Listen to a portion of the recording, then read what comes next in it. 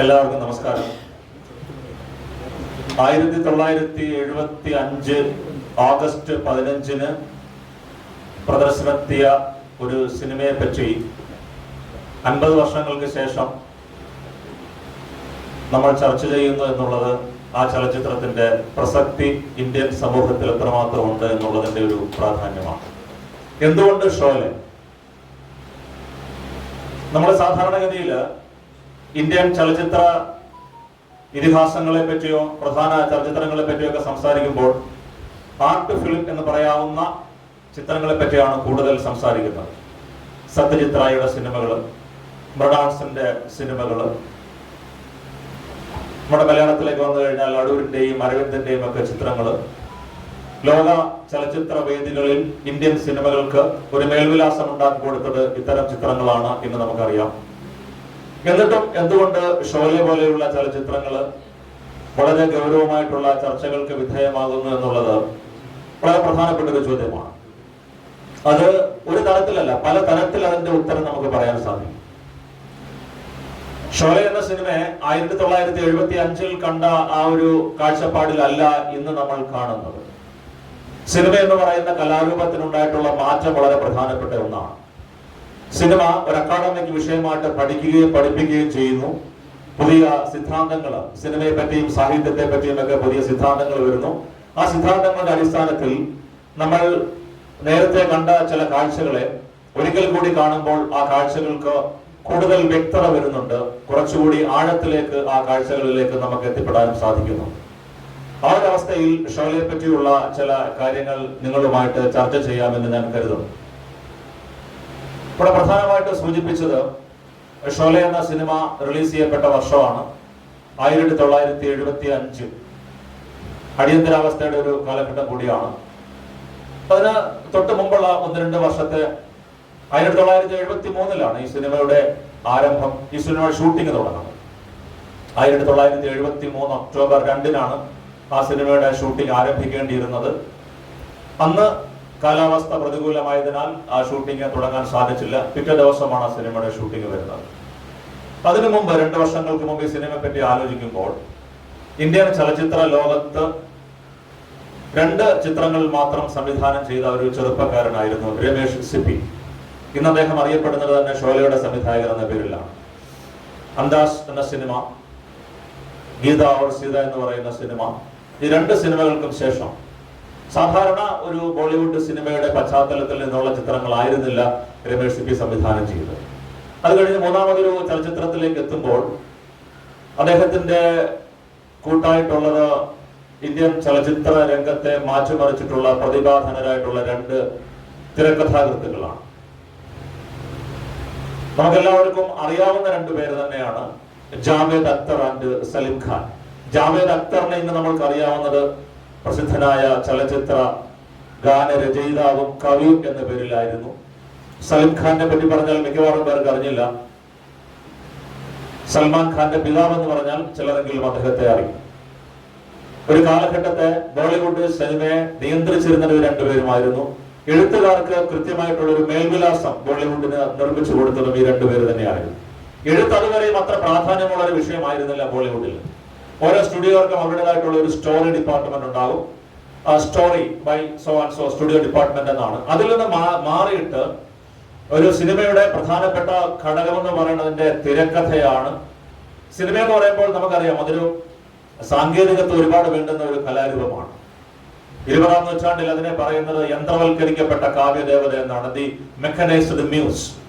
ഒരു സംവിധായകന്റെ കാഴ്ചപ്പാടിൽ വിരിയുന്ന ഒരു വലിയ കലാശില്പമാണെങ്കിൽ അതിന് ഒരുപാട് പേരുടെ സഹായം ആവശ്യമായിട്ടുണ്ട്. അതിന്റെ ഏറ്റവും അടിസ്ഥാനപരമായ ഘടകം എന്ന് പറയുന്നത് തിരക്കഥ തന്നെയാണ്. ഒരു ഇംപെക്കബിൾ സ്ക്രീൻ പ്ലേ ആണ്. സിനിമ അത് സംഭാഷണങ്ങൾക്ക് പ്രാധാന്യം ആദ്യകാലങ്ങളിൽ നിശബ്ദ സിനിമയായിരുന്നു നമുക്കറിയാം. പിന്നീട് അത് മൂവി, അതൊരു ടോക്കി ആയിട്ട് മാറുന്നുണ്ട്, ശബ്ദ സിനിമകളായിട്ട് മാറുന്നുണ്ട്. ശബ്ദ സിനിമകളായിട്ട് മാറുമ്പോൾ അതിൽ സംഭാഷണത്തോട് അതിനേക്കാൾ കൂടുതലായിട്ട് ആദ്യകാലങ്ങളിൽ ഗാനങ്ങൾക്ക് പ്രാധാന്യമുണ്ടായിരുന്നു. ഇന്ത്യയില് ആദ്യകാല സംഭാഷണ ചിത്രങ്ങൾ ആരം മുതൽ ഇങ്ങോട്ടുള്ളതിൽ പ്രധാനമായിട്ടുള്ളത് ഗാനങ്ങളായിരുന്നു. ഗാനങ്ങളിലൂടെയായിരുന്നു കഥാസന്ദർഭം ഇതിൽ വിരിയുന്നത്. പിന്നീട് അത് അങ്ങനെ ഒരു പ്രത്യേകമായിട്ടുള്ള ഒരു സംവിധാനത്തിലേക്ക് മാറി. അപ്പൊ നമ്മൾ ഇത്തരം കാര്യങ്ങളെ പറ്റി ചർച്ച ചെയ്യുമ്പോൾ പ്രധാനമായിട്ട് ഉപയോഗിക്കുന്ന ഒരു വാക്കാണ് മെലോഡ്രാമ എന്ന് പറയുന്നത്. ഒരു ചലച്ചിത്രത്തെ സംബന്ധിക്കുന്നത്, പ്രത്യേകിച്ച് ഷോലെ പോലെയുള്ള ഒരു എപ്പിക് ബ്ലോക്ക് ബസ്റ്റർ ആക്ഷൻ മൂവിയെ പറ്റി പറയുമ്പോൾ തീർച്ചയായിട്ടും മെലോഡ്രാമ എന്ന വാക്ക് ഉപയോഗിക്കാൻ നമ്മൾക്ക് ആ വാക്ക് തന്നെയാണ് ഉപയോഗിക്കുക. പക്ഷെ ഇന്ന് മെലോഡ്രാമ എന്ന വാക്ക് ആ ഒരു കാലഘട്ടത്തിൽ ഉപയോഗിച്ചിരുന്നത് ഒരു അത്ര നല്ലൊരു രീതിയിലായിരുന്നില്ല. അതിവൈകാരികത്വം തുളുമ്പിയ അതിസങ്കീർണമായ സംഘർഷഭരിതമായിട്ടുള്ള രംഗങ്ങൾക്ക് ഉൾപ്പെടുന്ന ഒരു ചലച്ചിത്രം എന്ന രീതിയിൽ മാത്രമായിരുന്നു ഈ പറയുന്ന ഈ മെലോഡ്രാമ. അതൊരു ഗ്രീക്ക് ടേമാണ്, മെലോസ് ആൻഡ് ഡ്രാമ, അതായത് സംഗീതത്തിന്റെ അകമ്പടിയോട് കൂടിയിട്ടുള്ള ഒരു നാടകം എന്നേ അതിന്റെ അർത്ഥമുള്ളൂ. പിന്നീട് വന്നപ്പോൾ ഈ സംഗീതത്തിന് പ്രാധാന്യം കുറയുകയും അവിടെ സംഭാഷണങ്ങൾ കടന്നു വരികയും ചെയ്തു. ആ സംഭാഷണങ്ങളെ തുടർന്ന് പിന്നീട് അത് ചലച്ചിത്രത്തിലേക്ക് വന്നപ്പോൾ അത് സംഭാഷണങ്ങൾ പ്രാധാന്യമുള്ള, അതോടൊപ്പം തന്നെ ഗാനങ്ങൾക്ക് പ്രാധാന്യമുള്ള ഒരു രീതിയിലേക്ക് മാറുകയും ചെയ്യുന്നു. അതുകൊണ്ടാണ് ഇന്ത്യൻ ചിത്രങ്ങളിൽ കൂടുതലായിട്ട് നമ്മൾ ഗാനങ്ങൾ ഉൾപ്പെടുന്നത്. ഈ ഒരു ഗാന ചിത്രീകരണം ഹോളിവുഡ് സിനിമയിലോ മറ്റു ലോക സിനിമകളിലോ വളരെ അപൂർവമാണ്. അങ്ങനെ ഉണ്ടെങ്കിൽ തന്നെ അതിനെ മ്യൂസിക്കൽ എന്നൊരു പ്രത്യേക പേരിലാണ് അവർ അറിയുന്നത്. പക്ഷെ നമ്മൾക്ക് അങ്ങനെയല്ല. ഏത് ചലച്ചിത്രത്തിന്റെയും ഒരു അവിഭാജ്യ ഘടകമാണ് സംഗീതം എന്നുള്ളത്. അത് വോക്കൽ മ്യൂസിക് തന്നെയാണ്. അപ്പൊ ആ സംഗീതം എന്നുള്ളത് ഒരു പ്രത്യേക ഡിപ്പാർട്ട്മെന്റ് ആയിട്ട് മാറുകയും ചെയ്യുന്നുണ്ട്. ഷോലെ എന്ന സിനിമ രൂപം കൊള്ളുമ്പോൾ അത് ഇന്ന് നമ്മൾ കാണുന്ന രീതിയിലായിരുന്നില്ല. മൂന്നാമത്തെ ഒരു ചിത്രത്തെ പറ്റി ഇവർ ആലോചിക്കുമ്പോൾ, സലിം ജാവേദ് ആലോചിക്കുമ്പോൾ, ഒരു 4 വരി കഥയാണ്. ഒരു റിട്ടയർഡ് മിലിറ്ററി ഓഫീസർ, അദ്ദേഹത്തിന്റെ കുടുംബത്തിന് സംഭവിക്കുന്ന ഒരു ദുരന്തം, അതിനൊരു പ്രതികാരം, അതിനുവേണ്ടി പുറമേ നിന്ന് 2 ആൾക്കാരെ കൊണ്ടുവരുന്നു എന്നുള്ള ഒരു പശ്ചാത്തലത്തിൽ നിന്നാണ് ഈ സിനിമ ആരംഭിക്കുന്നത്. നിർമ്മാതാവായ രമേഷ് GP സിബിയോട് ആലോചിച്ചപ്പോൾ ഒരു പ്രായോഗികമായ പ്രശ്നം അദ്ദേഹം കണ്ടു. പട്ടാളക്കാരുടെ കഥ പറയുകയാണെങ്കിൽ സ്വാഭാവികമായി നിങ്ങൾക്ക് ഒരുപാട് അനുമതികൾ ആവശ്യമായിട്ട് വരും. ആ ഒരു കാലഘട്ടം 71 യുദ്ധം കഴിഞ്ഞു നിൽക്കുന്ന ഒരു കാലഘട്ടം കൂടിയാണ്. ആ ഒരു സമയത്ത് അത് കിട്ടുന്നതിന്റെയും ലഭ്യതയുടെയൊക്കെ പല പ്രശ്നങ്ങളുമുണ്ട്. അതുകൊണ്ട് ഇതൊന്ന് മാറ്റി എഴുതാനായിട്ട് അവരോട് പറയുന്നു. അവര് CP ഓഫീസിൽ ഇരുന്ന് തന്നെ ഈ കഥയൊന്ന് മാറ്റുന്നു. ആ കഥയില് പട്ടാളക്കാരൻ എന്നുള്ളത് മാറി പോലീസ് ഉദ്യോഗസ്ഥനാകുന്നു. ആ പോലീസ് ഉദ്യോഗസ്ഥന് അദ്ദേഹത്തിന് എതിരായിട്ട് നിൽക്കുന്ന ഒരു കൊള്ളക്കാരൻ. ഈ ഷോലയുടെ പശ്ചാത്തലം പറയുമ്പോൾ 1970 എന്ന് പറഞ്ഞാൽ നെഹ്റുവിയൻ സങ്കല്പത്തിലുള്ള ഒരു രാഷ്ട്രത്തിന്റെ അപജയം കൂടി അവിടെ വരുന്നു. ഒരു ചലച്ചിത്രം ഒരു കാലഘട്ടത്തെ റെപ്രസെന്റ് ചെയ്യുന്നു എന്നുള്ളതിന്റെ ഏറ്റവും വലിയൊരു തെളിവാണ്. നമ്മൾ പഥേർ പാഞ്ചാലിയെ പറ്റി പറയുമ്പോൾ ഇന്ത്യയിലെ കാലത്തെ മികച്ചൊരു ക്ലാസിക് ചലച്ചിത്രമായിട്ട് പഥേർ പാഞ്ചാലി വരുന്നുണ്ട്. ഈ പഥേർ പാഞ്ചാലിക്ക് എതിരെയുള്ള ഒരു പ്രധാനപ്പെട്ട ആക്ഷേപങ്ങളിൽ ഒന്ന് ഇന്ത്യയുടെ ദാരിദ്ര്യത്തെ ലോകരാജ്യങ്ങൾക്ക് മുമ്പിൽ കാണിച്ചു. ഇന്ത്യയുടെ ദാരിദ്ര്യത്തെ വിറ്റുകാശാക്കി സത്യജിത്ര എന്ന് വളരെ രൂക്ഷമായിട്ടുള്ള ഒരു ആക്രമണം ഉണ്ടായിരുന്നു. അത് ബംഗാളിലെ ഒരു ബ്രാഹ്മണ കുടുംബത്തിന്റെ ഒരു ദാരിദ്ര്യമായിരുന്നു. ഒരു ഗ്രാമീണ പശ്ചാത്തലത്തിൽ പറഞ്ഞ കഥയായിരുന്നു. ഷോലയിലും അടിസ്ഥാനപരമായിട്ടുള്ള പ്രശ്നം ദാരിദ്ര്യം തന്നെയാണ്. ആ സിനിമയുടെ ദൃശ്യവിസ്മയത്തിന്റെയും എപ്പിക് ആക്ഷൻ മൂവിയുടെയും ആ ഒരു രംഗങ്ങളുടെയും പശ്ചാത്തലത്തിൽ നമ്മൾ മറന്നുപോകുന്ന മാനുഷികമായ യാഥാർത്ഥ്യമാണത്.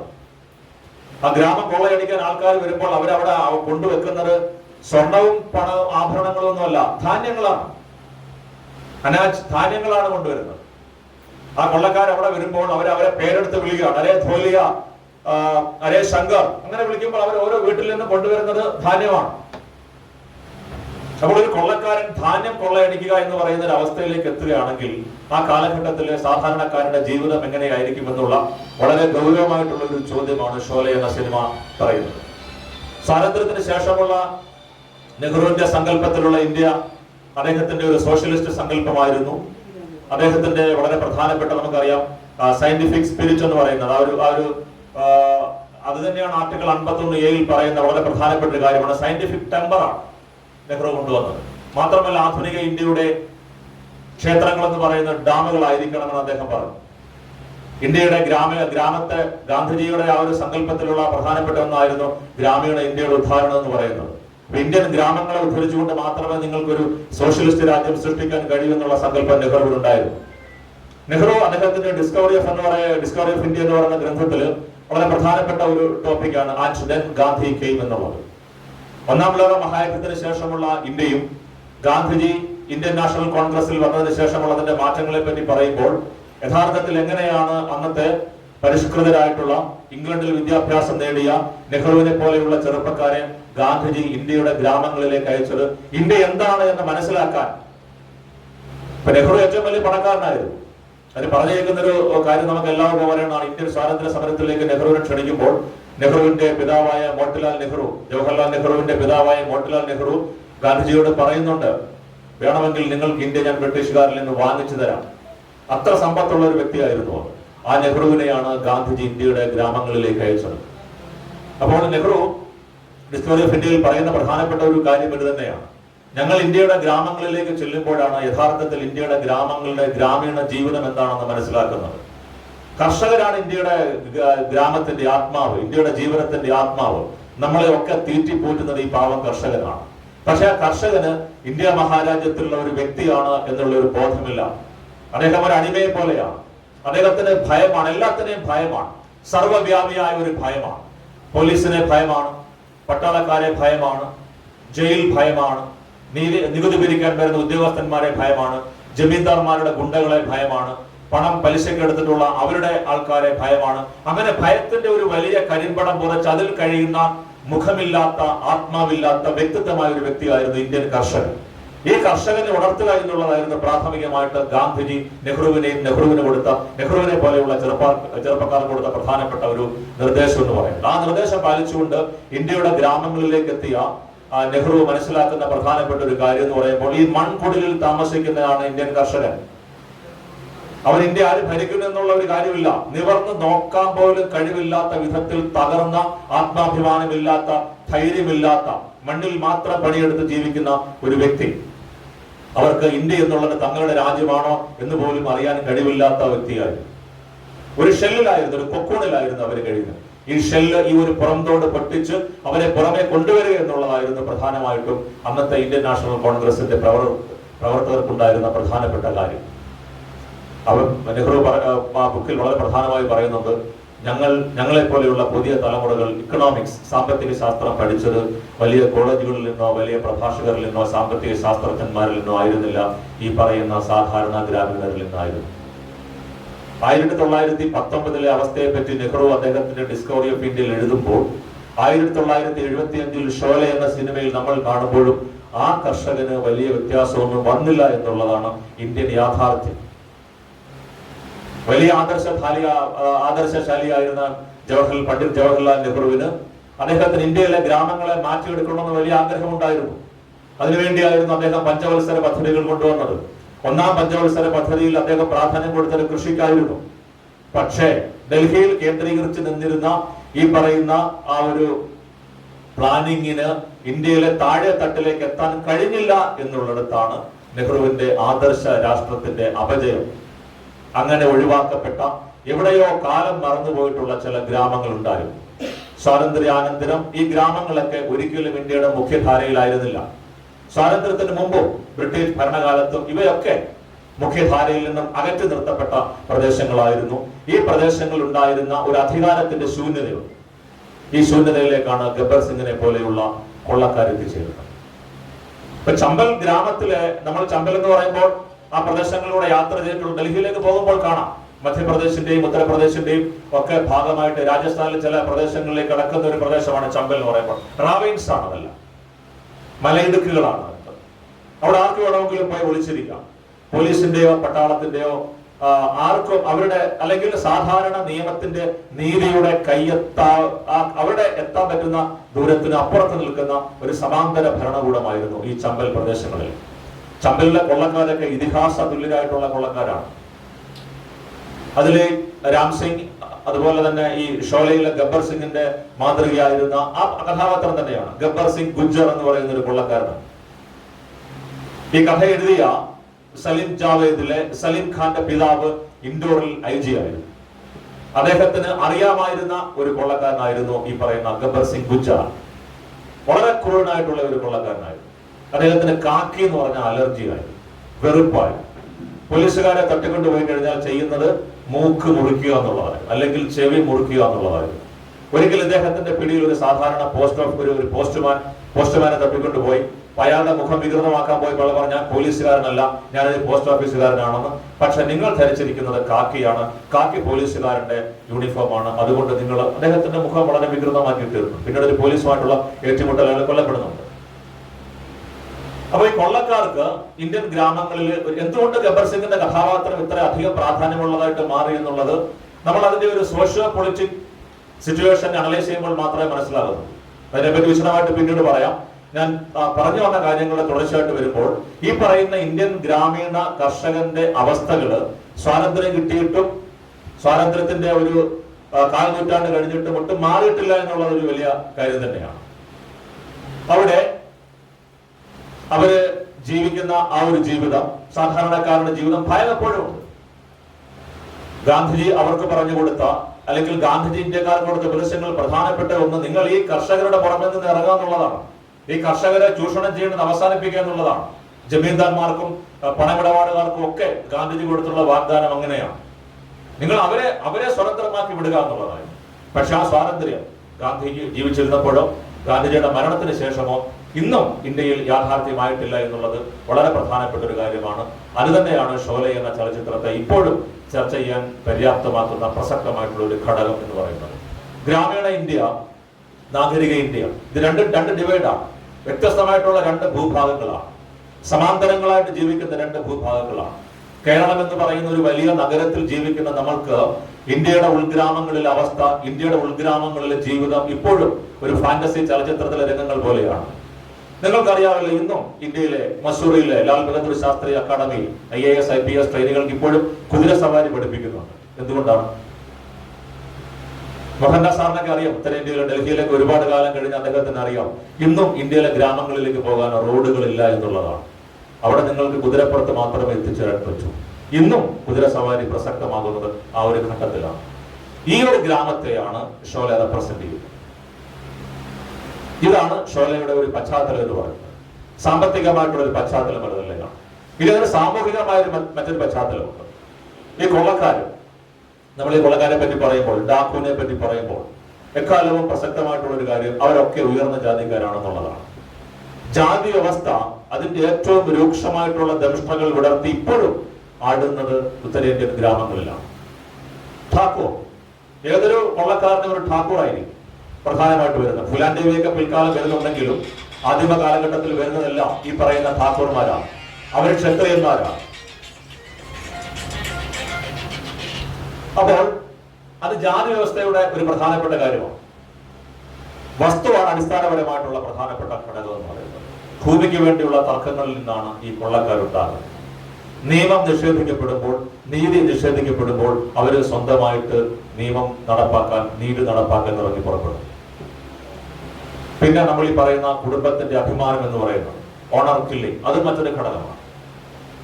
ഇവിടെ ഈ നമ്മൾ നേരത്തെ പറഞ്ഞ ഈ ഗുജ്ജർ, അദ്ദേഹം കുറ്റവാളിയാകുന്നത് ഒരു കുടുംബ പശ്ചാത്തലത്തിന്റെ പ്രശ്നത്തിലാണ്. അദ്ദേഹത്തിന്റെ കുടുംബവും മറ്റൊരു ബ്രാഹ്മണന്റെ കുടുംബവും തമ്മിലുള്ള വസ്തു തർക്കത്തിൽ അദ്ദേഹത്തിന് നഷ്ടമായി തന്റെ ഭൂമിയാണ്. ആ നിയമവ്യവസ്ഥയിൽ യാതൊരു വിശ്വാസമില്ലായിരുന്നു. അദ്ദേഹം നേരെ പോയി കൊള്ളക്കാരനാവുകയാണ്. അദ്ദേഹത്തിന്റെ കുടുംബാംഗങ്ങൾ തന്നെയാണ് കൊള്ളക്കാരായിട്ട് കൂടെ വരുന്നത്. മകന്, മരുമക്കള്, ബന്ധുക്കളൊക്കെയാണ്. ആദ്യം ചെയ്തത് മറ്റേ അവരുടെ ആ ബ്രാഹ്മണന്റെ കുടുംബത്തെ വകവരുത്തുക എന്നുള്ളതാണ്. അവിടെ അവരുടെ നിയമമാണ്. ഇന്ത്യൻ പീനൽ കോഡിൽ അവിടെ യാതൊരു പ്രസക്തിയുമില്ല. അത് അവരുടെ പീനൽ കോഡാണ് അവിടെ പ്രസക്തമാകുന്നത്. അതൊരു സമാന്തരം എന്ന് പറയാൻ പറ്റത്തില്ല. എവിടെയോ കാലം മറന്നു വെച്ച മറ്റൊരു ലോകമാണ്. ആ ലോകത്തിലേക്കാണ് നമ്മൾ കടന്നു ചെല്ലുന്നത് ഷോലയിലും. ഷോലയുടെ കഥ ചുരുക്കി പറഞ്ഞാൽ വളരെ ചെറിയൊരു കഥ മാത്രമാണ്. ബൽദേവ് സിംഗ് ഠാക്കൂർ എന്ന് പറയുന്ന സത്യസന്ധനായിട്ടുള്ള പോലീസ് ഓഫീസർ, അദ്ദേഹം ഗബ്ബർ സിംഗ് എന്ന കൊള്ളക്കാരനെ അറസ്റ്റ് ചെയ്ത് ജയിലിലാക്കുന്നു. ജയിലിൽ ചാടി വന്ന ഗബ്ബർ സിംഗ് ഈ ഠാക്കൂറിന്റെ കുടുംബത്തെ കൂട്ടക്കൊല ചെയ്യുന്നു. അദ്ദേഹത്തെ പിടിച്ചുകൊണ്ട് പോയിട്ട് അദ്ദേഹത്തിന്റെ 2 കൈകളും ഛേദിക്കുന്നു.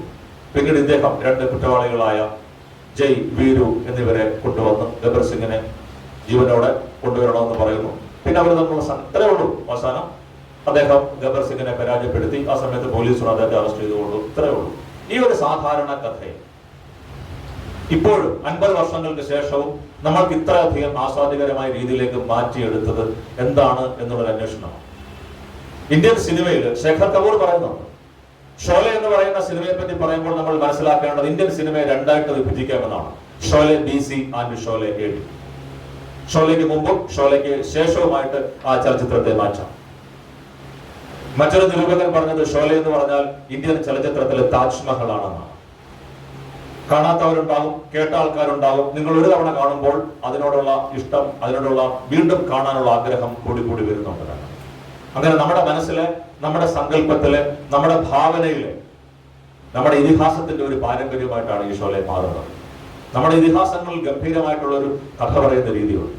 രണ്ടാമൂഴത്തിൽ MP പറയുന്നുണ്ട് സൂതരെ പറ്റി പറയുമ്പോൾ കഥ പറയാൻ വേണ്ടി ഒരു വംശം ഉണ്ടായിരുന്നു, ലോകത്ത് വേറെ ഒരിടത്തും ഉണ്ടായിട്ടില്ല.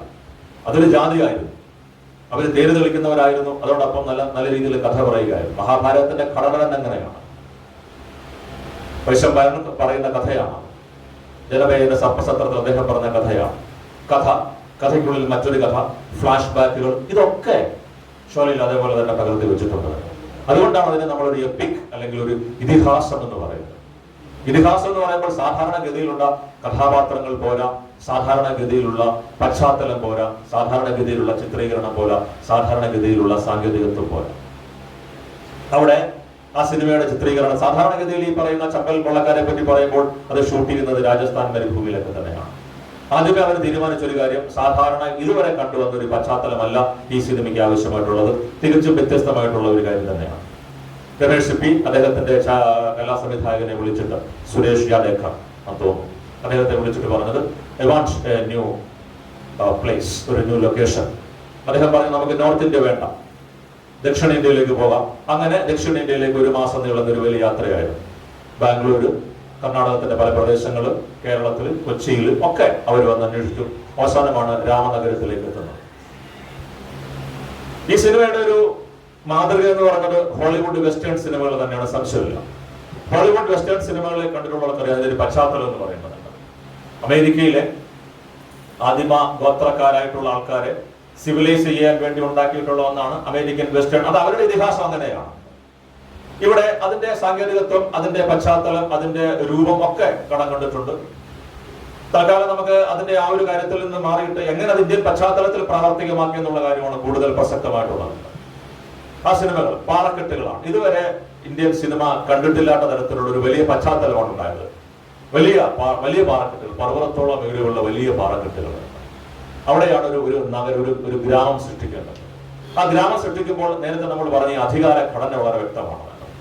ബൽദേവ് സിംഗ് ഠാക്കൂർ, അദ്ദേഹത്തിന്റെ വീട്, ആ വീട്ടിൽ നിന്ന് നോക്കിയാൽ, അല്ലെങ്കിൽ അതാണ് അതിന്റെ ഏറ്റവും ഉയർന്ന തലത്തിൽ, അതിന് താഴെയാണ് ഈ ഒരു ഗ്രാമം ഉണ്ടാകുന്നത്. ആ ഗ്രാമത്തിന് വേണ്ടിയുള്ള സെറ്റിംഗ് ഉണ്ടാക്കുകയാണ്. റോഡെന്ന് പറഞ്ഞ സാധനമില്ല. ആ സിനിമയുടെ ഷൂട്ടിംഗ് തുടങ്ങുന്നതിന് മുമ്പ് ലൊക്കേഷൻ കാണാൻ പോയിട്ടുള്ള ആൾക്കാര് അവിടെ ജീപ്പ് പോകുന്നിടത്തോളം ജീപ്പ് പോയിട്ട് 4-5 കിലോമീറ്റർ നടന്നിട്ടാണ് നമ്മൾ ഇന്ന് കാണുന്ന ഷോലയുടെ ലൊക്കേഷനിലേക്ക് എത്തുന്നത്. ഒരു സൗകര്യങ്ങളൊന്നുമില്ല. അവിടെയാണ് ഒരു പുതിയ ഒരു സെറ്റ് ഉണ്ടാക്കേണ്ടത്, ഷോലയുടെ സെറ്റ് ഉണ്ടാക്കേണ്ടത്. അവിടെ വീടുണ്ടാക്കണം, അമ്പലം ഉണ്ടാക്കണം, പള്ളി ഉണ്ടാക്കണം, ഗ്രാമീണരുടെ വീടുകൾ ഉണ്ടാക്കണം, നെയ്ത്തുശാല വേണം, കൊല്ലപ്പണിക്കാരന്റെ ആല ഉണ്ടാകണം, പാത്രം നന്നാക്കുന്ന മൂശാരിയുടെ എല്ലാം വളരെ പെർഫെക്റ്റ് ആണ്. രമേഷ് സിപ്പി എന്ന് പറയുമ്പോൾ he's known as the 100% perfectionist. ഒരു വിട്ടുവീഴ്ചയും തയ്യാറാകുന്നത്. നമ്മൾ ഇന്നും ആ സിനിമയുടെ ഓരോ ഷോട്ടും കാണുമ്പോൾ ഇന്നും എത്രമാത്രം പ്രസക്തമാണ് എന്നുള്ള ഒരു വലിയ കാര്യം തന്നെയാണ്. ആ സിനിമയുടെ പ്രാധാന്യം അത് തന്നെയാണ്. എല്ലാ അർത്ഥത്തിലും സിനിമ തുടങ്ങുന്നത് ആ ഗ്രാമത്തിൽ ചന്ദൻപൂർ റെയിൽവേ സ്റ്റേഷനിലേക്ക് ഒരു ട്രെയിൻ വന്ന് നിൽക്കുന്നു. അതിൽ നിന്നൊരു ജയിലർ ഇറങ്ങുന്നു.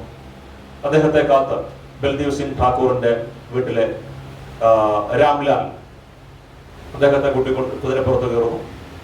ആ കുതിര അങ്ങോട്ട് നടന്നു തുടങ്ങുമ്പോഴാണ് അതിന്റെ ടൈറ്റിൽ വരുന്നത്. വെറുതെ ടൈറ്റിൽ ഇറങ്ങുന്നത് മാത്രമല്ല, അതിന്റെ പശ്ചാത്തല സംഗീതം നമ്മൾ വളരെയധികം ശ്രദ്ധിക്കണം. ഷോലയിലെ പാട്ടുകൾ ഇപ്പൊ സതീഷ് സാറിന്റെ ഇരിപ്പുണ്ട്, വളരെ വിദഗ്ധമായിട്ട് വളരെ കാര്യമായിട്ട് അതിന്റെ പാട്ടുകളെ പറ്റി അറിയാവുന്ന ഒരാൾ തന്നെയാണ്. പക്ഷെ ഷോലയിലെ പാട്ടുകളേക്കാൾ ഗംഭീരമാണ് ഷോലയുടെ പശ്ചാത്തല സംഗീതം എന്ന് പറയുന്നത്. ഒരു സിനിമയിൽ എങ്ങനെയാണ് പശ്ചാത്തല സംഗീതം ഉപയോഗിക്കേണ്ടുന്നത്, ഒരു സിനിമയിൽ എങ്ങനെയാണ് അതിന്റെ നിശബ്ദത, കൃത്യമായിട്ട് പശ്ചാത്തല സംഗീതത്തെക്കാൾ നമ്മൾ ഇന്ത്യയുടെ മഞ്ഞിൽ പറയുമല്ലോ, തീരെ ചെറിയ ശബ്ദങ്ങൾ കൂടി ചേർന്ന് കലരുമ്പോഴാണ് നിശബ്ദത ഉണ്ടാകുന്നത് എന്നുള്ളത്. നിശബ്ദത എന്ന് പറയുന്ന ഒരു അവസ്ഥയാണ്. ആ രീതിയിലാണ് സിനിമയിൽ വരുന്നത്. ഈ സിനിമ തുടങ്ങുമ്പോൾ തന്നെ ആ പശ്ചാത്തല സംഗീതം അതുവരെ ഉണ്ടായിരുന്ന പശ്ചാത്തല സംഗീതത്തിൽ വ്യത്യസ്തമാണ്. തീർച്ചയായിട്ടും സെർജിയോ ലിയോണി സിനിമകളുടെ അദ്ദേഹത്തിന്റെ എൻഡിയോ മോർറിക്കോണിയുടെ സംഗീതത്തിന്റെ ഒരു വലിയ സ്വാധീനം നമുക്കതിൽ കാണാൻ തന്നെ. ഭാനുഗുപ്തയുടെ ഒരു സ്പാനിഷ് ഗിറ്റാർ ടോണിലാണ് അത് പശ്ചാത്തലം തുടങ്ങുന്നത്. പിന്നെ ഷഹനായിയുടെ ഒരു ലോങ് ട്യൂൺ വരുന്നുണ്ട്. അതോടൊപ്പം പണ്ഡിറ്റ് സമത പ്രസാദിന്റെ തബലയും ഇതെല്ലാം കൂടെ ചേർന്ന് അതുവരെ കാണാത്ത വ്യത്യസ്തമായിട്ടുള്ള ഒരു തലം തന്നെയാണ്. അതിലേക്കൂടെ നമ്മൾ കടന്നു വരുമ്പോൾ അവർ രണ്ടുപേരും നടന്നു നീങ്ങുന്നു. വിശാലമായ പ്രദേശങ്ങള്, ഒറ്റപ്പെട്ട പ്രദേശങ്ങള്, വലിയ പാറക്കൂട്ടങ്ങള്, നെൽവയലുകള്, ഒറ്റപ്പെട്ട ഗ്രാമങ്ങൾ, ഒറ്റപ്പെട്ട വീടുകള്, കുതിരയ്ക്ക് മാത്രം സഞ്ചരിക്കാൻ കഴിയുന്ന ആ ഒരു കല്ലും മുള്ളും നിറഞ്ഞ ആ ഒരു പാതകള്, അതിലൂടെ അവരെത്തിച്ചേരുമ്പോൾ ആ ഗ്രാമത്തിന്റെ പശ്ചാത്തലം വിരിയുകയാണ്. പ്രത്യേകിച്ച് ഒരു വേറെ നരേഷന്റെ ആവശ്യമൊന്നുമില്ല. അവിടെ ആ ഗ്രാമത്തിലേക്ക് സഞ്ജീവ് കുമാറിന്റെ അടുത്തേക്ക് എത്തും. ആ എത്തുന്ന ആ ഫ്രെയിം വളരെ മനോഹരമാണ്. ആ സിനിമയുടെ സാങ്കേതികത എത്രമാത്രം ഉണ്ട് എന്നുള്ളതാണ്. ആ ഷോട്ട് അവസാനത്തെ ടൈറ്റിൽ അവസാനിക്കുമ്പോൾ ആ ഫുൾ സ്ക്രീനിൽ ഡയറക്റ്റഡ് ബൈ രമേഷ് സിപ്പി എന്ന് എഴുതി കാണിക്കുമ്പോൾ ആ ഫുൾ സ്ക്രീനിൽ ടാക്കൂറിന്റെ വീട് തന്നെയാണ് ഏറ്റവും പ്രധാനപ്പെട്ട ലൊക്കേഷനായിട്ട് അവിടെ കാണുന്നത്. ആ ടാക്കൂർ അവിടെ ഇറങ്ങി വരും നല്ല ക്രെയിൻ ഷോട്ടുകളാണ്. അതിന്റെ സാങ്കേതികത്വം വളരെ പ്രധാനമാണ്. നമ്മൾ സിനിമയെ പറ്റി മനസ്സിലാക്കുമ്പോൾ സിനിമ എന്ന് പറഞ്ഞ സാങ്കേതികത്വം തന്നെയാണ്. വെറുതെ കാണുന്നത് മാത്രമല്ല, കാണുന്ന കാഴ്ചകൾക്കപ്പുറത്തുള്ള മനോഹാരിത അതിലുണ്ട്. ദ്വാരക ദിവേച്ച് എന്ന് പറയുന്ന അതിഗംഭീരമായിട്ടുള്ള ഒരു ഫോട്ടോഗ്രാഫർ ആയിരുന്നു. അദ്ദേഹത്തിന്റെ ഏറ്റവും മികച്ച സൃഷ്ടി എന്ന് പറയാവുന്നത് തന്നെയായിരുന്നു അതിന്റെ ആ ഒരു കളർ കോഡിങ്ങും അതിന്റെ ആ ഒരു ക്യാമറ ആംഗിൾസും. അവിടെ അദ്ദേഹം വന്നു, ഇവരെ രണ്ടുപേരെയും പറ്റി അന്വേഷിച്ചു, ഫോട്ടോ കൊടുത്തു. ഇവർക്ക് അറിയാം. അപ്പോൾ പിന്നീട് ഫ്ലാഷ് ബാക്കിലേക്കാണ് പോകുന്നത്. നമ്മൾ നേരത്തെ പറഞ്ഞ ഇതിഹാസത്തിന്റെ കഥന പാരമ്പര്യത്തിന്റെ ഒരു തുടർച്ചയായിട്ട് ഒരു ഘട്ടത്തിൽ കഥ വന്നു നിൽക്കുമ്പോൾ അതിന്റെ പശ്ചാത്തലമായിട്ട് മാറുന്ന എന്തുകൊണ്ട് ഇവർ വരുന്നു, അല്ലെങ്കിൽ എന്തുകൊണ്ട് എനിക്ക് രണ്ടാൾക്കാരെ വേണു എന്നുള്ളത് വീണ്ടും ഒരു ഫ്ലാഷ് ബാക്കിലേക്ക് പോവുകയാണ്. അപ്പൊ അതൊരു ലീനിയർ നരേഷൻ അല്ല. ഷോലയിൽ നമ്മൾ കാണുന്നത് രേഖീയമായ ഒരു ആഖ്യാന സമ്പ്രദായങ്ങളല്ല. ഫ്ലാഷ് ബാക്കുകൾ വളരെ വളരെ പ്രസിദ്ധമായിട്ടുള്ള ഒരു ആക്ഷൻ സീക്വൻസ് ആണ്. അതിനെപ്പറ്റി പറയുമ്പോൾ പ്രധാനമായിട്ട് പറയാനുള്ള മറ്റൊരു കാര്യം കൂടിയുണ്ട്. സാർ നമസ്കാരം. ശർമ്മ സാർ വന്നിട്ടുണ്ട്.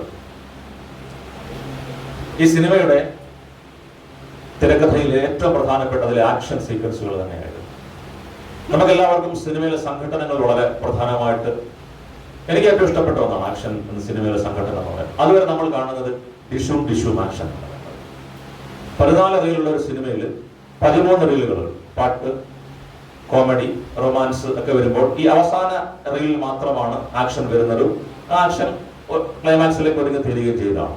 ഇവിടെ അങ്ങനെയല്ല. പടം തുടങ്ങുന്നത് ഒരു ഹൈ ഒക്ടൈൻ ആക്ഷൻ സീക്വൻസിലാണ്.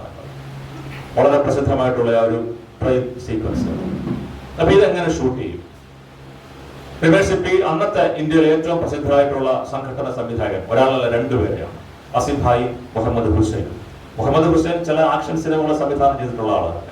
ഒരേ സമയത്ത് 3-4 ചലച്ചിത്രങ്ങളുടെ സംഘടന സംവിധാനങ്ങൾ നിർവഹിക്കാൻ പര്യാപ്തമായിട്ടുള്ള അത്രയും പ്രതിഭയുള്ള അത്രയും ആൾബലമുള്ള ഒരു ആള് തന്നെയായിരുന്നു.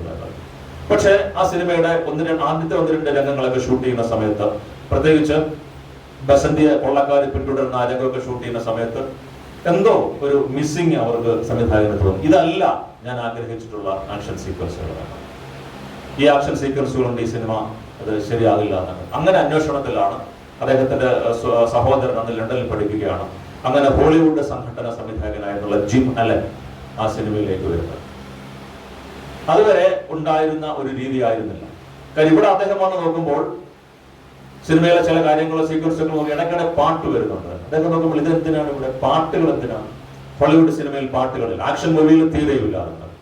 അപ്പോൾ ഇവിടെ അങ്ങനെയല്ല. അതിന്റെ കാര്യങ്ങളൊക്കെ പറഞ്ഞു കൊടുത്തു. ആക്ഷൻ സീക്വൻസുകൾ ഇങ്ങനെയാണ് എന്ന് പറയുമ്പോഴാണ് അദ്ദേഹം വളരെ കൃത്യമായിട്ട് അത് പറയുന്നത്. ഇങ്ങനെയല്ല.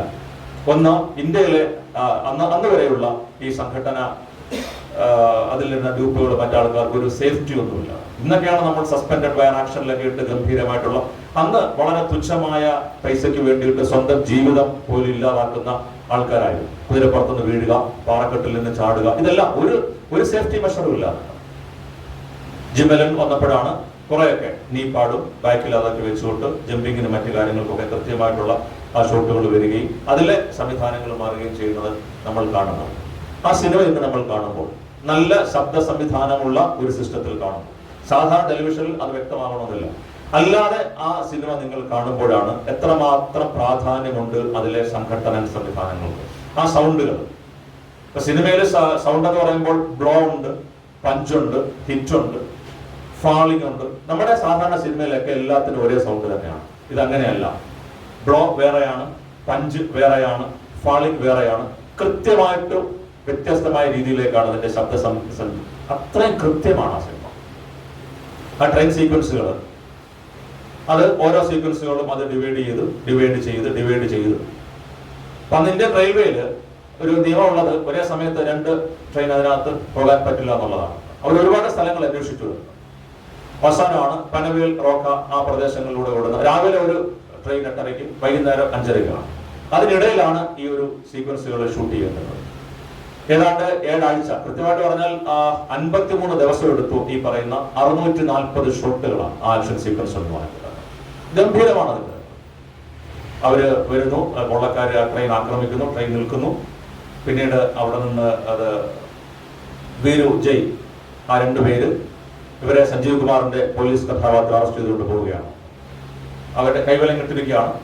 ആ കൈവിലങ്ങൾ അദ്ദേഹം അവരെ വെടിവെച്ച് ആ കൈവിലങ്ങ് പൊട്ടിച്ച് അവർ 2 പേരും കൂടെ, ഈ കൊള്ളക്കാർ 2 പേരും കൂടെ തന്നെ കള്ളന്മാരായിട്ടുള്ള ധർമ്മേന്ദ്ര അമിതാഭ് ബച്ചനാണ് ആ ക്യാരക്ടർ ചെയ്യുന്നത്.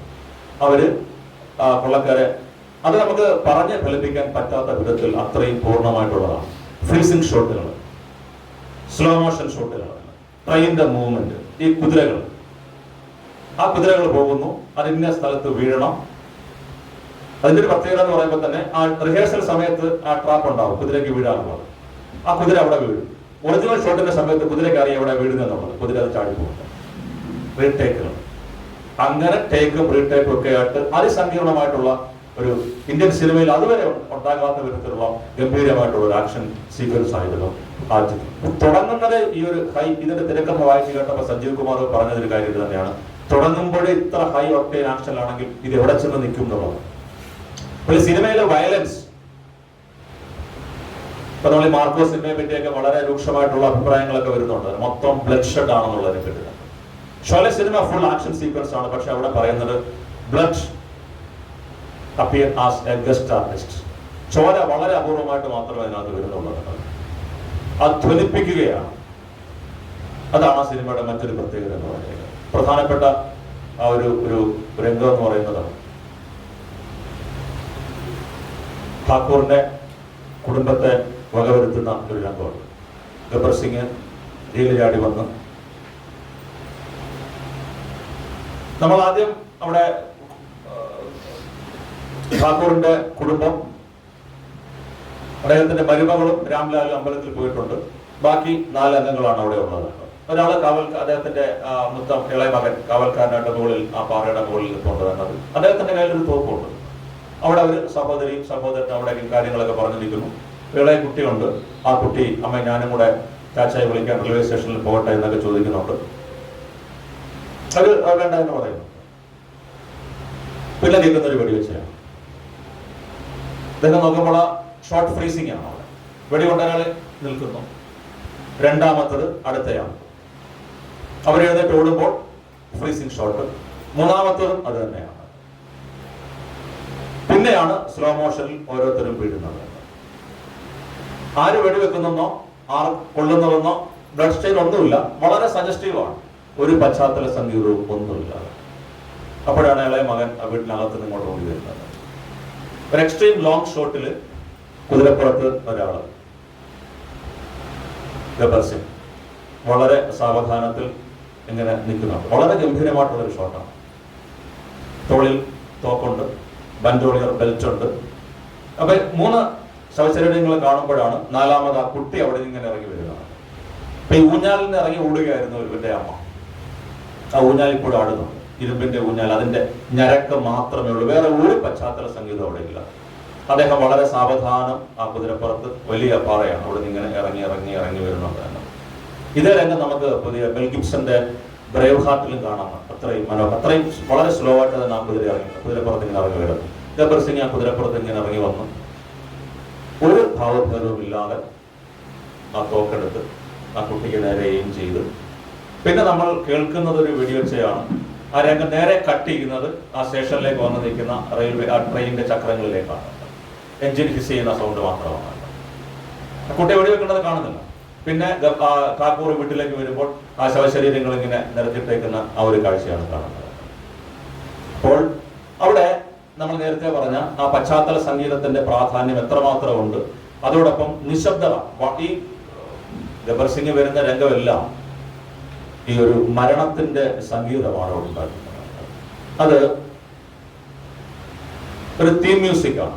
ഓരോ കഥാപാത്രത്തിനും ഒരു തീം ഉണ്ടാകണം എന്നുള്ളത് അദ്ദേഹത്തിന്റെ പ്രധാനമായിട്ടുള്ള ഒരു നിർദ്ദേശമായിരുന്നു. അത് മാത്രമല്ല ഗബ്ബർ സിംഗിന് പ്രത്യേകമായിട്ടുള്ളതാണ്. കാര്യം സിനിമയിൽ വില്ലനാണെങ്കിലും ഏറ്റവും കൂടുതൽ ആരാധകരെ നേടി ഏറ്റവും കൂടുതൽ പ്രാധാന്യമുള്ള ഒരു കഥാപാത്രം ഗബ്ബർ സിംഗ് തന്നെയായിരുന്നു.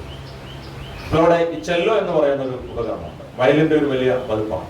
അതിലൊരു മൈക്രോഫോൺ ഘടിപ്പിച്ചിട്ട് സാധാരണ ബോയല്ല, പ്രത്യേകമായ ഒരു ബോ കൊണ്ട് ടൈപ്പ് ചെയ്ത് അതിന്റെ 3 ടേപ്പുകൾ ഘടിപ്പിച്ച് വെച്ചിട്ട് മിക്സ് ചെയ്തിട്ടാണ് ഒരു മരണത്തിന്റെ ഗന്ധം എന്ന് പറയാവുന്ന രീതിയിലാണ് ഗബ്ബർ സിംഗ് അത് പലപ്പോഴും സിനിമയുടെ പശ്ചാത്തലത്തിൽ ഉപയോഗിക്കുന്നുണ്ട്.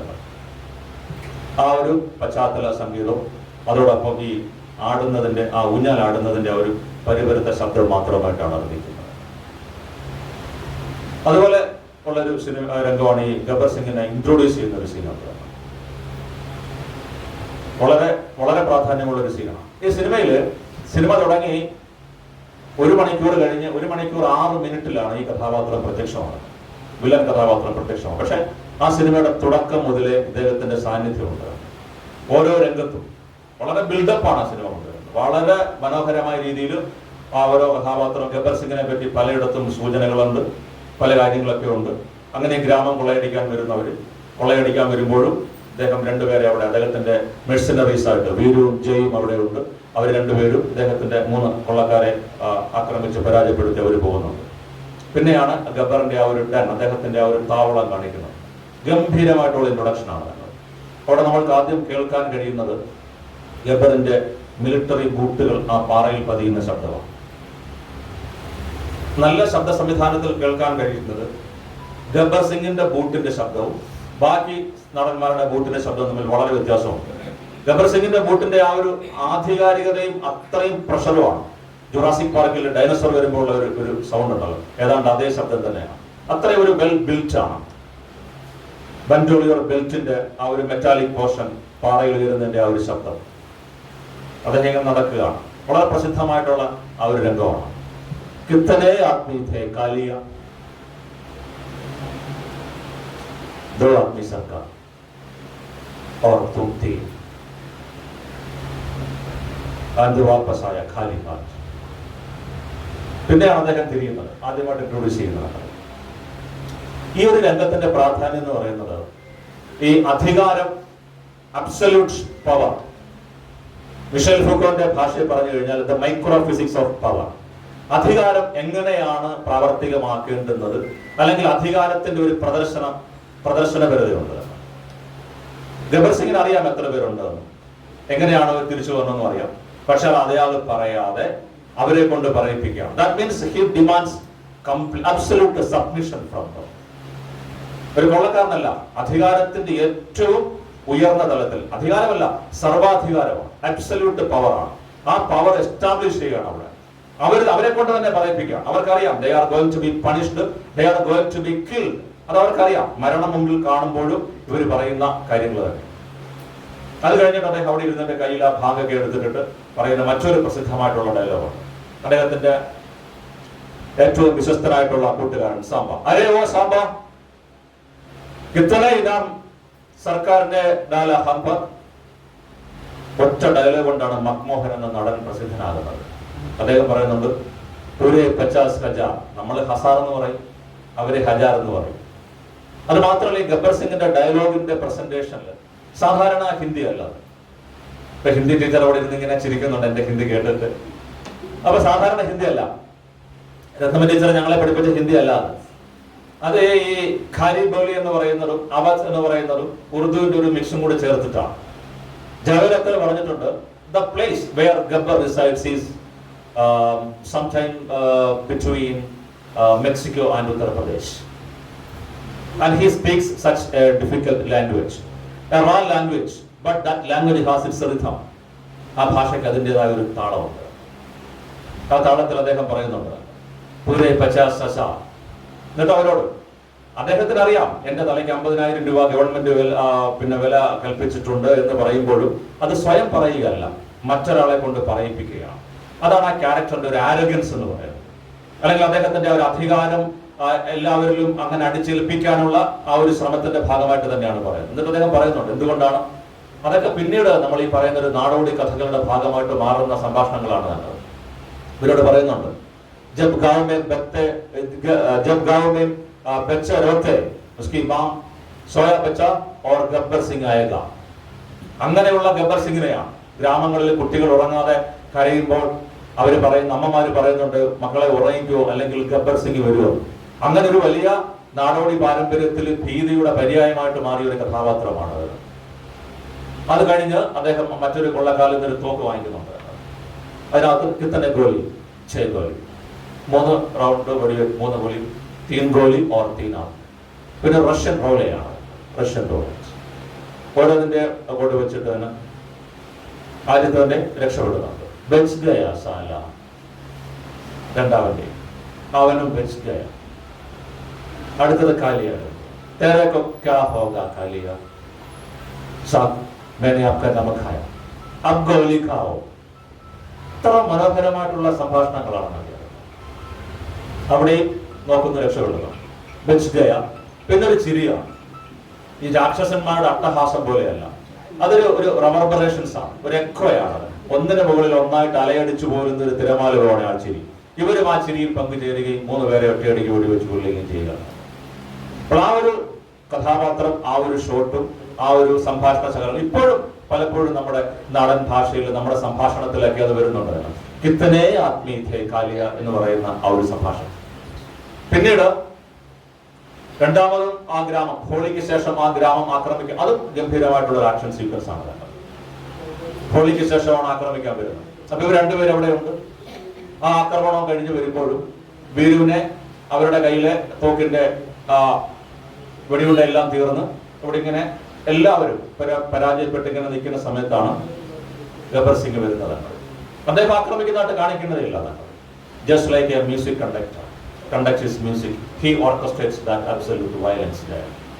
ഒരു വിദഗ്ധനായ സംഗീത സംവിധായകൻ തന്റെ പ്രതിഭാശാലികളായിട്ടുള്ള ആൾക്കാരെ കൊണ്ട് മനോഹരമായ ഒരു സംഗീതം സൃഷ്ടിക്കുന്നത് പോലെ ആ ഒരു വലിയ ആക്രമണം ആ ഒരു ഗ്രാമത്തിൽ സൃഷ്ടിച്ചിട്ട് കുതിരപ്പുറത്ത് വളരെ സാവധാനത്തിൽ വന്നു നിൽക്കുന്ന ഗബ്ബർ സിംഗ്.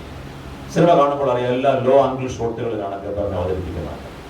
ആ ഒരു കഥാപാത്രത്തിന്റെ ആ ഒരു ഓറ, ആ ഒരു പ്രഭാവലയം അത്ര വലുതാണ്.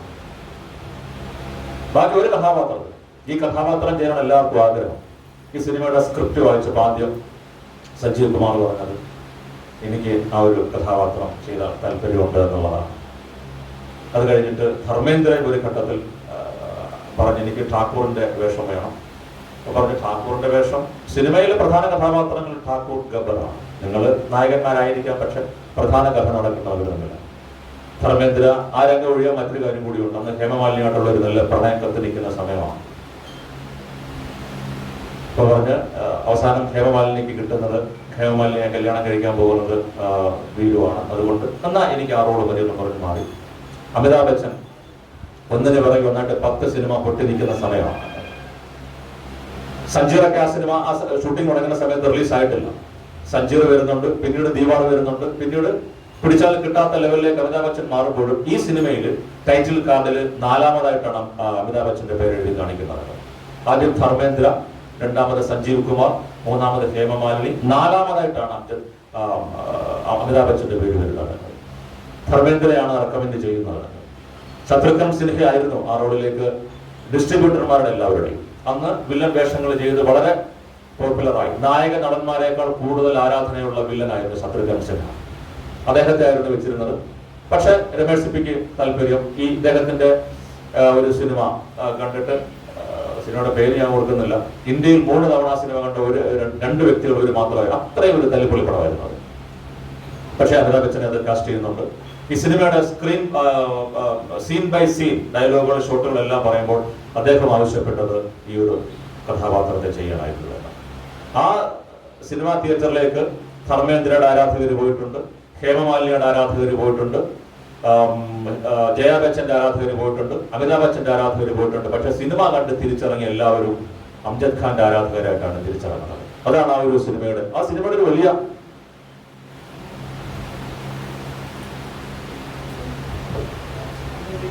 അംജദ് ഖാൻ ആയിരുന്നില്ല ആ സിനിമയിലെ ഡാനി ബെൻസോപ്പ എന്ന് പറയുന്ന സിക്കിം നടനായിരുന്നു. അദ്ദേഹം ആ സമയത്ത് തന്നെയാണ് ധർമാത്മ എന്ന് പറയുന്ന മറ്റൊരു സിനിമയുടെ ഷൂട്ടിങ്ങിന് നേരത്തെ പറഞ്ഞതാണ് അത് അഫ്ഗാനിസ്ഥാനിലാണ് ആ സിനിമ ഷൂട്ട് ചെയ്യുന്നത്. ഒരുപാട് അനുമതികളൊക്കെ വേണമായിരുന്നു ഷൂട്ടിങ്ങിന് വേണ്ടിയിട്ട്. അനുമതിയെല്ലാം കിട്ടി. അവര് ഷൂട്ടിംഗ് ഫിക്സ് ചെയ്യുന്നത് ഒക്ടോബറിലാണ്, ഇവിടെ ഷൂട്ടിംഗ് തുടങ്ങുന്നത് ഒക്ടോബറിലാണ്. അപ്പൊ വളരെ വിഷമത്തോടു കൂടിയാണ് ഡാനി ആ ഒരു രംഗം ആ ഒരു സിനിമയിൽ നിന്ന് പിന്മാറുന്നത്. അംജദ് ഖാൻ അപ്പോഴും ഒരു അസിസ്റ്റന്റ് ഡയറക്ടർ എന്ന രീതിയിൽ മാത്രമായിരുന്നു ഒരു പ്രാധാന്യം. 1-2 സിനിമകൾ അതിനോട് അഭിനയിച്ചിട്ടുണ്ടെങ്കിലും അത്ര വലിയൊരു ഇമേജ് ഒന്നും ഉണ്ടായിരുന്നില്ല. മാത്രമല്ല അദ്ദേഹത്തിന്റെ ശബ്ദം ഒരു വില്ലന് പറ്റിയ ശബ്ദമായിരുന്നില്ല എന്നുള്ളതാണ് യാഥാർത്ഥ്യം. സാധാരണ വില്ലന്മാരുടെ ശബ്ദം എന്ന് പറഞ്ഞാൽ വളരെ പരുക്കനായിട്ടുള്ള ഒരു ബാരിറ്റോൺ വോയിസാണ്. അംജദ് ഖാന്റെ ഒരു ഹസ്കി വോയിസാണ്. ആ വോയിസ് ഗബ്ബർ സിംഗ് എന്ന് പറയുന്ന ആ സിനിമയിലെ സോൾ ഗബ്ബർ സിംഗ് തന്നെയാണ്. ആ സിനിമയിലെ ആ ഒരു കഥാപാത്രത്തിന് പറ്റുമോ എന്നുള്ള കാര്യത്തിൽ പലർക്കും സംശയം ഉണ്ടായിരുന്നുണ്ട്. സലിം ജാവേദ് തിരക്കഥാകൃത്തുകൾ തന്നെ ഉറപ്പിച്ചത് ഈ ഒരു കഥാപാത്രം അംജദ് ഖാൻ തന്നെ ചെയ്യാമെന്ന്. സിനിമയുടെ ഷൂട്ടിങ്ങിൽ ചില പ്രശ്നങ്ങൾ ഉണ്ടാകുന്നു.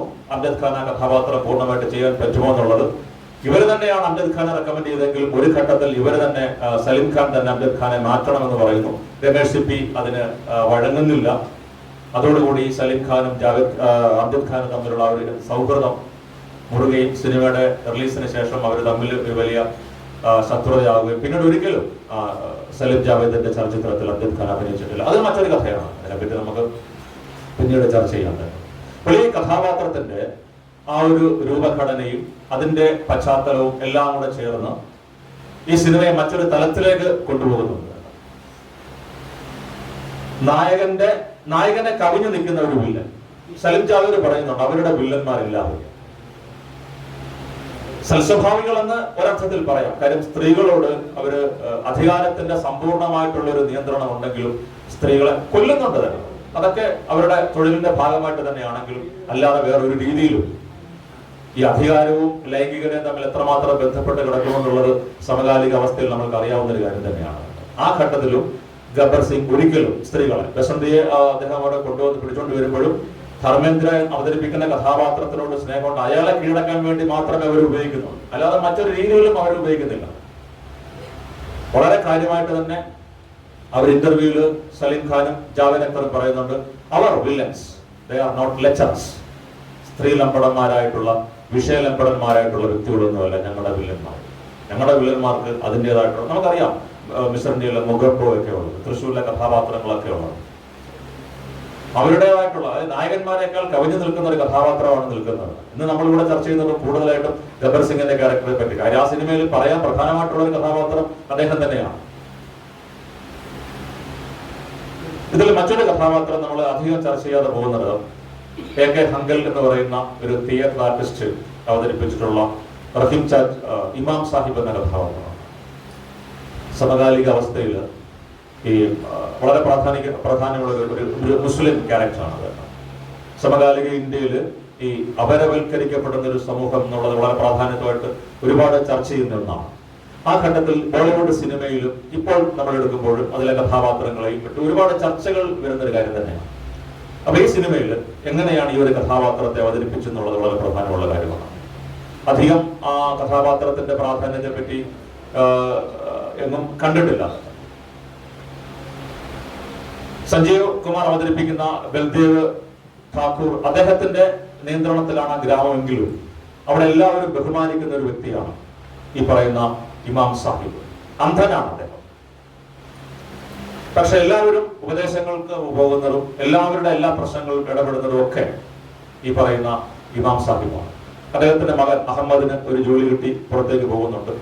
പക്ഷെ ഗബ്ബറിന്റെ ആൾക്കാർ അയാളെ പിടിച്ചു, അയാളെ കൊല്ലുന്നുണ്ട്.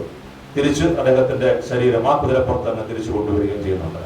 അവിടെ ഇയാളെ കൊല്ലുന്നത് കാണിക്കുന്നില്ല. ഗബ്ബറിന്റെ കയ്യിൽ ഒരു എറുമ്പ് വന്നിങ്ങനെ ഇരിക്കുന്നുണ്ട്. ഒറ്റയടിയാണ്. സജസ്റ്റീവ് നേച്ചർ ഓഫ് കില്ലിംഗ് മാത്രമേ ഉണ്ടാവുള്ളൂ. നേരിട്ട് കൊല്ലുന്നതിനേക്കാൾ കൂടുതലാണ്. അടുത്ത ഷോട്ട് കുതിരപ്പുറത്ത് ഈ ശവം ഗ്രാമത്തിലേക്ക് തിരിച്ചു വരുന്നതാണ്. അപ്പോൾ അവിടെ വന്ന് നിൽക്കുമ്പോൾ ഇദ്ദേഹം പറയുന്ന പ്രധാനപ്പെട്ട ഒരു കാര്യമുണ്ട്. എൻ്റെ മകൻ ഈ ഗ്രാമത്തിന് വേണ്ടി രക്തസാക്ഷിയായതാണ്. ഈ രണ്ട് വ്യക്തികൾ അവിടെ കൊണ്ടുവന്നത് കൊണ്ട് ഗ്രാമീണരെല്ലാവരും ഒരു ഘട്ടത്തിൽ ഈ വീരുവിനും ജയദേവിനും എതിരാകുന്നുണ്ട്. ഠാക്കൂറിനോട് പോലും ഇതുവരെ ഞങ്ങളുടെ കുട്ടികളുടെ ജീവനൊന്നും അപകടത്തിൽപ്പെട്ടിട്ടില്ല, ധാന്യം കൊടുത്തു കഴിഞ്ഞാൽ ഗബ്ബർ സിംഗ് വേറെ പ്രശ്നങ്ങളൊന്നും ഉണ്ടാക്കത്തില്ല. പക്ഷേ ഠാക്കൂർ സാഹിബ് അന്ന് ഇവരെ ഇവിടെ കൊണ്ടുവന്നപ്പോഴാണ് ഈ പ്രശ്നമാകുന്നത്. ഇവരെ ആ ശവത്തോടൊപ്പം ഒരു കത്തുകൂടെ കൊടുത്തിട്ടുണ്ട്. ഇവിടെ ഇവർ രണ്ടുപേരും ഇരിക്കുന്നിടത്തോളം കാലം നിങ്ങളുടെ കുട്ടികളുടെ ജീവനും അപകടത്തിലാകുന്നു എന്നുള്ളതാണ്. അങ്ങനെ ഗബ്ബർ സിംഗിന്റെ ഇവര് ശത്രുക്കളായിട്ട് മാറുമ്പോഴാണ് ഇമാം സാഹിബ് പറയുന്നത്, അങ്ങനെയല്ല, നമ്മുടെ ഗ്രാമത്തിന്റെ രക്ഷയ്ക്ക് വേണ്ടി തന്നെയാണ് അദ്ദേഹം ഇവരെ കൊണ്ടുവന്നിട്ടുള്ളത്. എന്റെ മകന്റെ ആയുസ് അത്ര മാത്രമേ ദൈവം നിശ്ചയിച്ചിട്ടുള്ളൂ, ഞാൻ അതിനെ വഴിപ്പെടുകയാണ്. അപ്പോൾ ബാങ്ക് വിളിക്കുന്നുണ്ട്, അദ്ദേഹം നിസ്കരിക്കാനായിട്ട് പള്ളിയിലേക്ക് പോകുന്നു. മനോഹരമായ ഒരു രംഗമാണ്. അവിടെ നമ്മൾ ഈ പറയുന്ന ഒരു ഇന്ത്യൻ സിനിമയിൽ ഇപ്പോൾ വളരെ അധികം വില്ലനസ് നേച്ചറായിട്ട് മാത്രം കാണുന്ന ആ ഒരു കഥാപാത്രത്തെ, ഈ AK ഹങ്കലിന്റെ ആ ഒരു കഥാപാത്രം പല സിനിമയിലും ഇമാം സാഹിബായിട്ടും റഹീം ചാച്ച ആയിട്ടും ഒക്കെ വരുന്നൊരു കഥാപാത്രം അന്നത്തെ സമൂഹത്തിൽ അത് മറ്റൊരു കാര്യം തന്നെയാണ്. അത് പ്രധാനമായിട്ടുള്ള വസ്തുതയാണ്. നമ്മൾ പറയുന്ന ഗാന്ധിജിയുടെ ആ ഇന്ത്യയിൽ, നെഹ്റുവിന്റെ ഡിസ്കവറി ഓഫ് ഇന്ത്യയിൽ ഗാന്ധിജിയെ പറ്റി പറയുന്ന ഭാഗത്ത് പറഞ്ഞ പ്രധാനപ്പെട്ട ഒരു കാര്യം, ഗാന്ധിജി പറയുന്നത്, എന്റെ ഇന്ത്യയിൽ there will be no high class or low class people. In my India all religions live in perfect harmony എന്നുള്ളത്. ആ ഒരു സങ്കല്പം ഈ ചലച്ചിത്രത്തിൽ കൊണ്ടുവരാൻ വളരെയധികം ശ്രമിച്ചിട്ടുണ്ട് രമേഷ് പി, സലിം ജാവേദും ഒക്കെ. അതിന്റെ ഉദാഹരണമായിട്ടാണ് ഈ ഒരു കഥാപാത്രം വരുന്നത്. അപ്പൊ അധികാരത്തിന്റെ തീക്ഷ്ണമായിട്ടുള്ള ഒരു ഭാഗം വരുന്നുണ്ട്. മറ്റൊന്ന് നേരത്തെ ഇവിടെ സൂചിപ്പിച്ച അടിയന്തരാവസ്ഥയുടെ ഒരു ഘട്ടം തന്നെയാണ്. ആ സിനിമ നമ്മൾ ഇന്ന് കാണുന്ന സിനിമയല്ല യഥാർത്ഥത്തിൽ ആ സിനിമയുടെ ഒരു ക്ലൈമാക്സ് എന്ന് പറയുന്നത്. ഇന്നത്തെ ക്ലൈമാക്സിൽ ഗബ്ബർ സിംഗിനെ പരാജയപ്പെടുത്തും, അദ്ദേഹത്തെ കൊല്ലാനായിട്ട് ശ്രമിക്കുമ്പോൾ പോലീസ് വന്ന് അവിടുന്ന് അറസ്റ്റ് ചെയ്തുകൊണ്ട് പോവുകയാണ്. സിനിമയുടെ ഷൂട്ടിംഗ് എല്ലാം കഴിഞ്ഞ്, അതിന്റെ ഡബിങ് കഴിഞ്ഞു, മിക്സിംഗ് എല്ലാം കഴിഞ്ഞ് സെൻസർ ബോർഡിലേക്ക് അയക്കുമ്പോഴാണ് അവർ പറയുന്നത് ലാസ്റ്റ് സീൻ മാറ്റിയേ പറ്റത്തുള്ളൂ. കാര്യം, നിയമം കയ്യിലെടുക്കാൻ ഒരു സാധാരണ വ്യക്തിക്ക് അവകാശമില്ല. ഒരു വ്യക്തിയുടെ, സാധാരണ വ്യക്തിയുടെ പൗരാവകാശങ്ങൾ പോലും ലംഘിക്കപ്പെട്ട കാലഘട്ടമാണ്. അന്ന് ഇന്ത്യയുടെ സോളിസിറ്റർ ജനറലിനോട് സുപ്രീം കോടതി ചോദിക്കുന്നുണ്ട്, റൈറ്റ് ടു ലൈഫ് നമ്മുടെ അടിസ്ഥാനം, നമ്മുടെ ബേസിക് ഫണ്ടമെന്റൽ റൈറ്റ്സ് ആണ്, ജീവിക്കാനുള്ള അവകാശം. അതിപ്പോൾ പ്രസക്തമാണോ എന്ന് ചോദിക്കുമ്പോൾ അവർ പറയുന്നുണ്ട്, ഇപ്പോഴത്തെ അവസ്ഥയിൽ, രാഷ്ട്രത്തിന്റെ ഇപ്പോഴത്തെ അവസ്ഥയിൽ അതും ഞങ്ങൾക്ക് അംഗീകരിക്കാൻ അല്ലെങ്കിൽ അതും ഗ്യാരണ്ടി ചെയ്യാൻ ഞങ്ങൾക്ക് സാധ്യമല്ല. ഒരു മനുഷ്യന്റെ ജീവന് പോലും വിലയില്ലാത്ത ഘട്ടത്തിൽ നമ്മൾ ആർട്ടിസ്റ്റിക് ഫ്രീഡം അല്ലെങ്കിൽ കലാകാരന്റെ സ്വാതന്ത്ര്യം എന്ന് പറഞ്ഞുകൊണ്ട് ചെന്നാൽ എങ്ങനെയായിരിക്കും? അപ്പോൾ അതൊരു വലിയ പ്രശ്നമായി പറഞ്ഞ് ക്ലൈമാക്സ് റീഷൂട്ട് ചെയ്തേ പറ്റുന്നു. അപ്പൊ ഇത് ലണ്ടനിൽ ഇവിടെയായിട്ടാണ് ഇതിന്റെ മിക്സിംഗ് നടക്കുന്നത്. അന്നൊരു 6 ട്രാക്ക് സ്റ്റീരിയോഫോണിക് സൗണ്ട് സിസ്റ്റം റെക്കോർഡ് ചെയ്യാൻ ഇന്ത്യയിൽ സ്റ്റുഡിയോ ഇല്ല. ലണ്ടനിലെ ട്വിക്കൻഹാം സ്റ്റുഡിയോയിലാണ് ഇതെല്ലാം മിക്സിംഗ് നടത്തുന്നത്. അപ്പൊ അതിന്റെ അവസാന ഘട്ടത്തിലാണ്, ജൂലൈയിലാണ് അവരിത് പറയുന്നത്. ഓഗസ്റ്റ് 15-ന് ഈ സിനിമയുടെ റിലീസിംഗ് വെച്ചിരിക്കുകയാണ്. വീണ്ടും ആ സിനിമ, അപ്പോൾ അച്ഛനും മകനും തമ്മിൽ വലിയ സംഘർഷമായി. GP രമേഷ് സിപ്പി പറഞ്ഞത്, എന്റെ സിനിമയിൽ ഒരു കാരണവശാലും ഞാനത് മാറ്റാൻ സമ്മതിക്കില്ല എന്ന് പറഞ്ഞു. അദ്ദേഹം നല്ലൊരു ബിസിനസ്സുകാരനായിരുന്നു. വിഭജന കാലത്ത് ഒന്നുമില്ലാതെ ഇന്ത്യയിലേക്ക് എത്തിയിട്ടുള്ള, ഇട്ടിരിക്കുന്ന ഷർട്ട് മാത്രമായിട്ട് വന്നൊരു വ്യക്തിയായിരുന്നു രമേഷ് സിപ്പിയുടെ അച്ഛൻ GP. അദ്ദേഹത്തിന് അറിയാമായിരുന്നു എന്താണ് ബിസിനസ് എന്നും എന്താണ് കലയെന്നും. അദ്ദേഹം പറഞ്ഞു, നമുക്കിത് ചെയ്തേ പറ്റും, അവസ്ഥ അങ്ങനെ തന്നെയാണ്. അങ്ങനെ ആ സിനിമയുടെ ഒറിജിനൽ ക്ലൈമാക്സ് നിങ്ങൾക്ക് യൂട്യൂബിൽ ഇപ്പോൾ അത് കാണാം. അതാണ് ഞാൻ ചെറിയാൻ സാറിനോട് പറഞ്ഞത്, ആ സിനിമയുടെ ഒറിജിനൽ ഡയറക്ടേഴ്സ് കട്ട് 70mm സ്റ്റീരിയോഫോണിക്കിൽ നമുക്ക് രാഗം തിയേറ്ററിൽ കാണാൻ ഒരു അവസരം ഇന്നിപ്പോ അദ്ദേഹം വിചാരിച്ചാൽ മാത്രമേ അത് സാധ്യമാകുന്നുള്ളൂ. അത് ലഭ്യമാകും, അടുത്ത ചലച്ചിത്രോത്സവത്തിൽ അത് ലഭ്യമാകും ഞാൻ പ്രതീക്ഷിക്കുകയാണ്. അങ്ങനെ ആ സിനിമ റീഷൂട്ട് ചെയ്യുകയാണ്. ആ സിനിമയുടെ ഒറിജിനൽ ക്ലൈമാക്സ് സഞ്ജീവ് കുമാർ, വീരു മരിക്കുന്നു, ജയ് മരിക്കുന്നു, വീരു ഗബ്ബർ സിംഗിനെ കൊല്ലാനായിട്ട് വന്നു. സംഘടന അത് കഴിഞ്ഞ് കൊല്ലാനായിട്ട് വരുമ്പോഴാണ് സഞ്ജീവ് കുമാർ പറയുന്നത്, നമ്മൾ തമ്മിൽ ഒരു കരാറുണ്ടായി, ഇയാളെ എനിക്ക് ജീവനോടെ വേണമെന്നുള്ളത്. അങ്ങനെ അയാൾ വിട്ടു കൊടുത്തിട്ട് ധർമ്മേന്ദ്രയോട് പോവുകയാണ്. ഇദ്ദേഹത്തെ രണ്ട് കൈയില്ലാത്ത ആ ഒരു മനുഷ്യൻ ഗംഭീരമായ ഒരു ആക്ഷൻ സീക്വൻസിൽ ഇദ്ദേഹത്തെ കൊല്ലാനായിട്ട് ഇരുന്നു. അവസാനം ഇദ്ദേഹത്തെ തന്റെ കൈ രണ്ടും വെട്ടിയ അതേ തൊഴിൽ തന്നെ പിടിച്ച് ഇദ്ദേഹത്തെ കൊല്ലുകയാണ്. എന്നിട്ട് മാറിയിരുന്ന് കരയുന്നുണ്ട്. കരഞ്ഞ് ധർമ്മേന്ദ്രയുടെ തോളിലേക്ക് ചായുന്ന ആ ഒരു സീനിലാണ് യഥാർത്ഥ സീക്വൻസ് അവസാനിക്കുന്നത്. അപ്പൊ പ്രതികാരം അത് എത്രമാത്രം പ്രസക്തമാണോ എന്നുള്ളത് 18 അക്ഷൗഹിണികൾ നിറഞ്ഞ ഒരു മഹായുദ്ധത്തിന് ശേഷവും എന്ത് നേടി എന്നുള്ളൊരു ചോദ്യം നമ്മുടെ സംസ്കാരത്തിന്റെ ഭാഗമായിട്ടുണ്ട്. ആ ഒരു ചോദ്യം തന്നെയാണ് സഞ്ജീവ് കുമാറിന്റെ ആ ഒരു ഠാക്കൂർ ബൽദേവ് സിംഗിന്റെ ആ ഒരു കരച്ചിലുമുള്ളത്. അദ്ദേഹം കരയുന്നത് കുറ്റബോധം കൊണ്ടാണോ അല്ലെങ്കിൽ പ്രതികാരം നേടിയതിന്റെ ആ ഒരു വലിയ വിജയമൊന്നും ഇല്ലാതെന്നാണ്. ഒരു നിസ്സഹായനായ ഒരു മനുഷ്യന്റെ ആ ഒരു കരച്ചിലാണ് ആ സിനിമയിൽ ഏറ്റവും ഈ ക്യാരക്ടറിനെ ബിൽഡ് ചെയ്തുകൊണ്ട് വന്ന് അതിന്റെ അനുയോജ്യമായ ഒരു ക്ലൈമാക്സ്. അതാണ് അധികാരത്തിന്റെ കത്രികൾ മുറിച്ചു മാറ്റിയിടുന്നത്. അധികാരം അങ്ങനെയാണ് എല്ലായ്പ്പോഴും. അത് മാത്രമല്ല, ഈ സിനിമയുടെ 70mm പ്രിന്റ് ലണ്ടനിൽ നിന്ന് കൊണ്ടുവരുന്ന സമയത്ത് അന്നത്തെ വിദേശ ധനകാര്യ വകുപ്പിൽ ഇരുന്ന ഉദ്യോഗസ്ഥർ എന്തോ അതത്രയ്ക്ക് അങ്ങോട്ട് ഇഷ്ടപ്പെട്ടില്ല. അതുകൊണ്ട് ആ ചിത്രത്തിന്റെ പ്രിന്റ് അവിടെ പിടിച്ചു വെക്കുകയാണ്. ആഗസ്റ്റ് 14-ാം തീയതി ബോംബെയിലെ മിനർവ തിയേറ്ററിലാണ് ഇതിന്റെ പ്രീമിയർ 70mm സ്റ്റീരിയോഫോണിക് പ്രീമിയർ വെച്ചിരിക്കുന്നത്. അന്നും ആ പ്രിന്റ് കിട്ടുന്നില്ല. അടിയന്തരാവസ്ഥയുടെ സമയമാണ്. അപ്പോൾ ഇവർ അദ്ദേഹത്തെ കോൺടാക്ട് ചെയ്യുന്നു. ഒരു ഉയർന്ന മീറ്റിംഗ് നടക്കുന്നു. അദ്ദേഹം അന്നത്തെ വാർത്താവിനിമയ മന്ത്രി VC ശുക്ലയെ വിളിക്കുന്നു. ശുക്ല ഫോൺ ചെയ്യുന്നു. എന്താണ് നിങ്ങൾ ആ ഫിലിം പ്രിന്റ് വെച്ച് എത്രയും പെട്ടെന്ന് കൊടുക്കുക. അങ്ങനെ അത്രയും പിടിപാടുണ്ടെന്ന് അറിഞ്ഞിട്ടും ആ ഉദ്യോഗസ്ഥൻ ഒരു 3-4 മണിക്കൂർ കൂടി ആ സിനിമ അവിടെ പിടിച്ചു വെച്ചു. അങ്ങനെ ക്ഷണിക്കപ്പെട്ട അതിഥികൾക്ക് മുമ്പിൽ ഇവർ കാണിച്ചത് വെറും 35mm പ്രിന്റ് മാത്രമായി. ആ സിനിമ എത്തിയപ്പോൾ രാത്രി 1 മണിയാണ്. 1 മണി സിനിമ തുടങ്ങി. 3.25 മണിക്കൂർ സിനിമയാണ്. അതിൻ്റെ ഇടയിൽ അവർക്ക് ആവശ്യത്തിനുള്ള മദ്യപാന എല്ലാ കാര്യങ്ങളും കൊടുത്ത് ഒരു വിധത്തിലൊക്കെയാണ് ആ സിനിമ കണ്ട് പുറത്തിറങ്ങിയത്. സിനിമ റിലീസ് ചെയ്ത് കഴിഞ്ഞതിന് ശേഷവും അവർ ഉദ്ദേശിച്ച ആ ഒരു ഇമ്പാക്ട് അങ്ങോട്ട് വരുന്നില്ല. ഷോലെ കണ്ട എത്ര പേരുണ്ട് എന്ന് എനിക്കറിയില്ല. ആൾക്കാര് വരുന്നു, സിനിമ കാണുന്നു, പോകുന്നു എന്നല്ലാതെ ഒരു വലിയ അവർ പ്രതീക്ഷിച്ച അത്രയും വരും.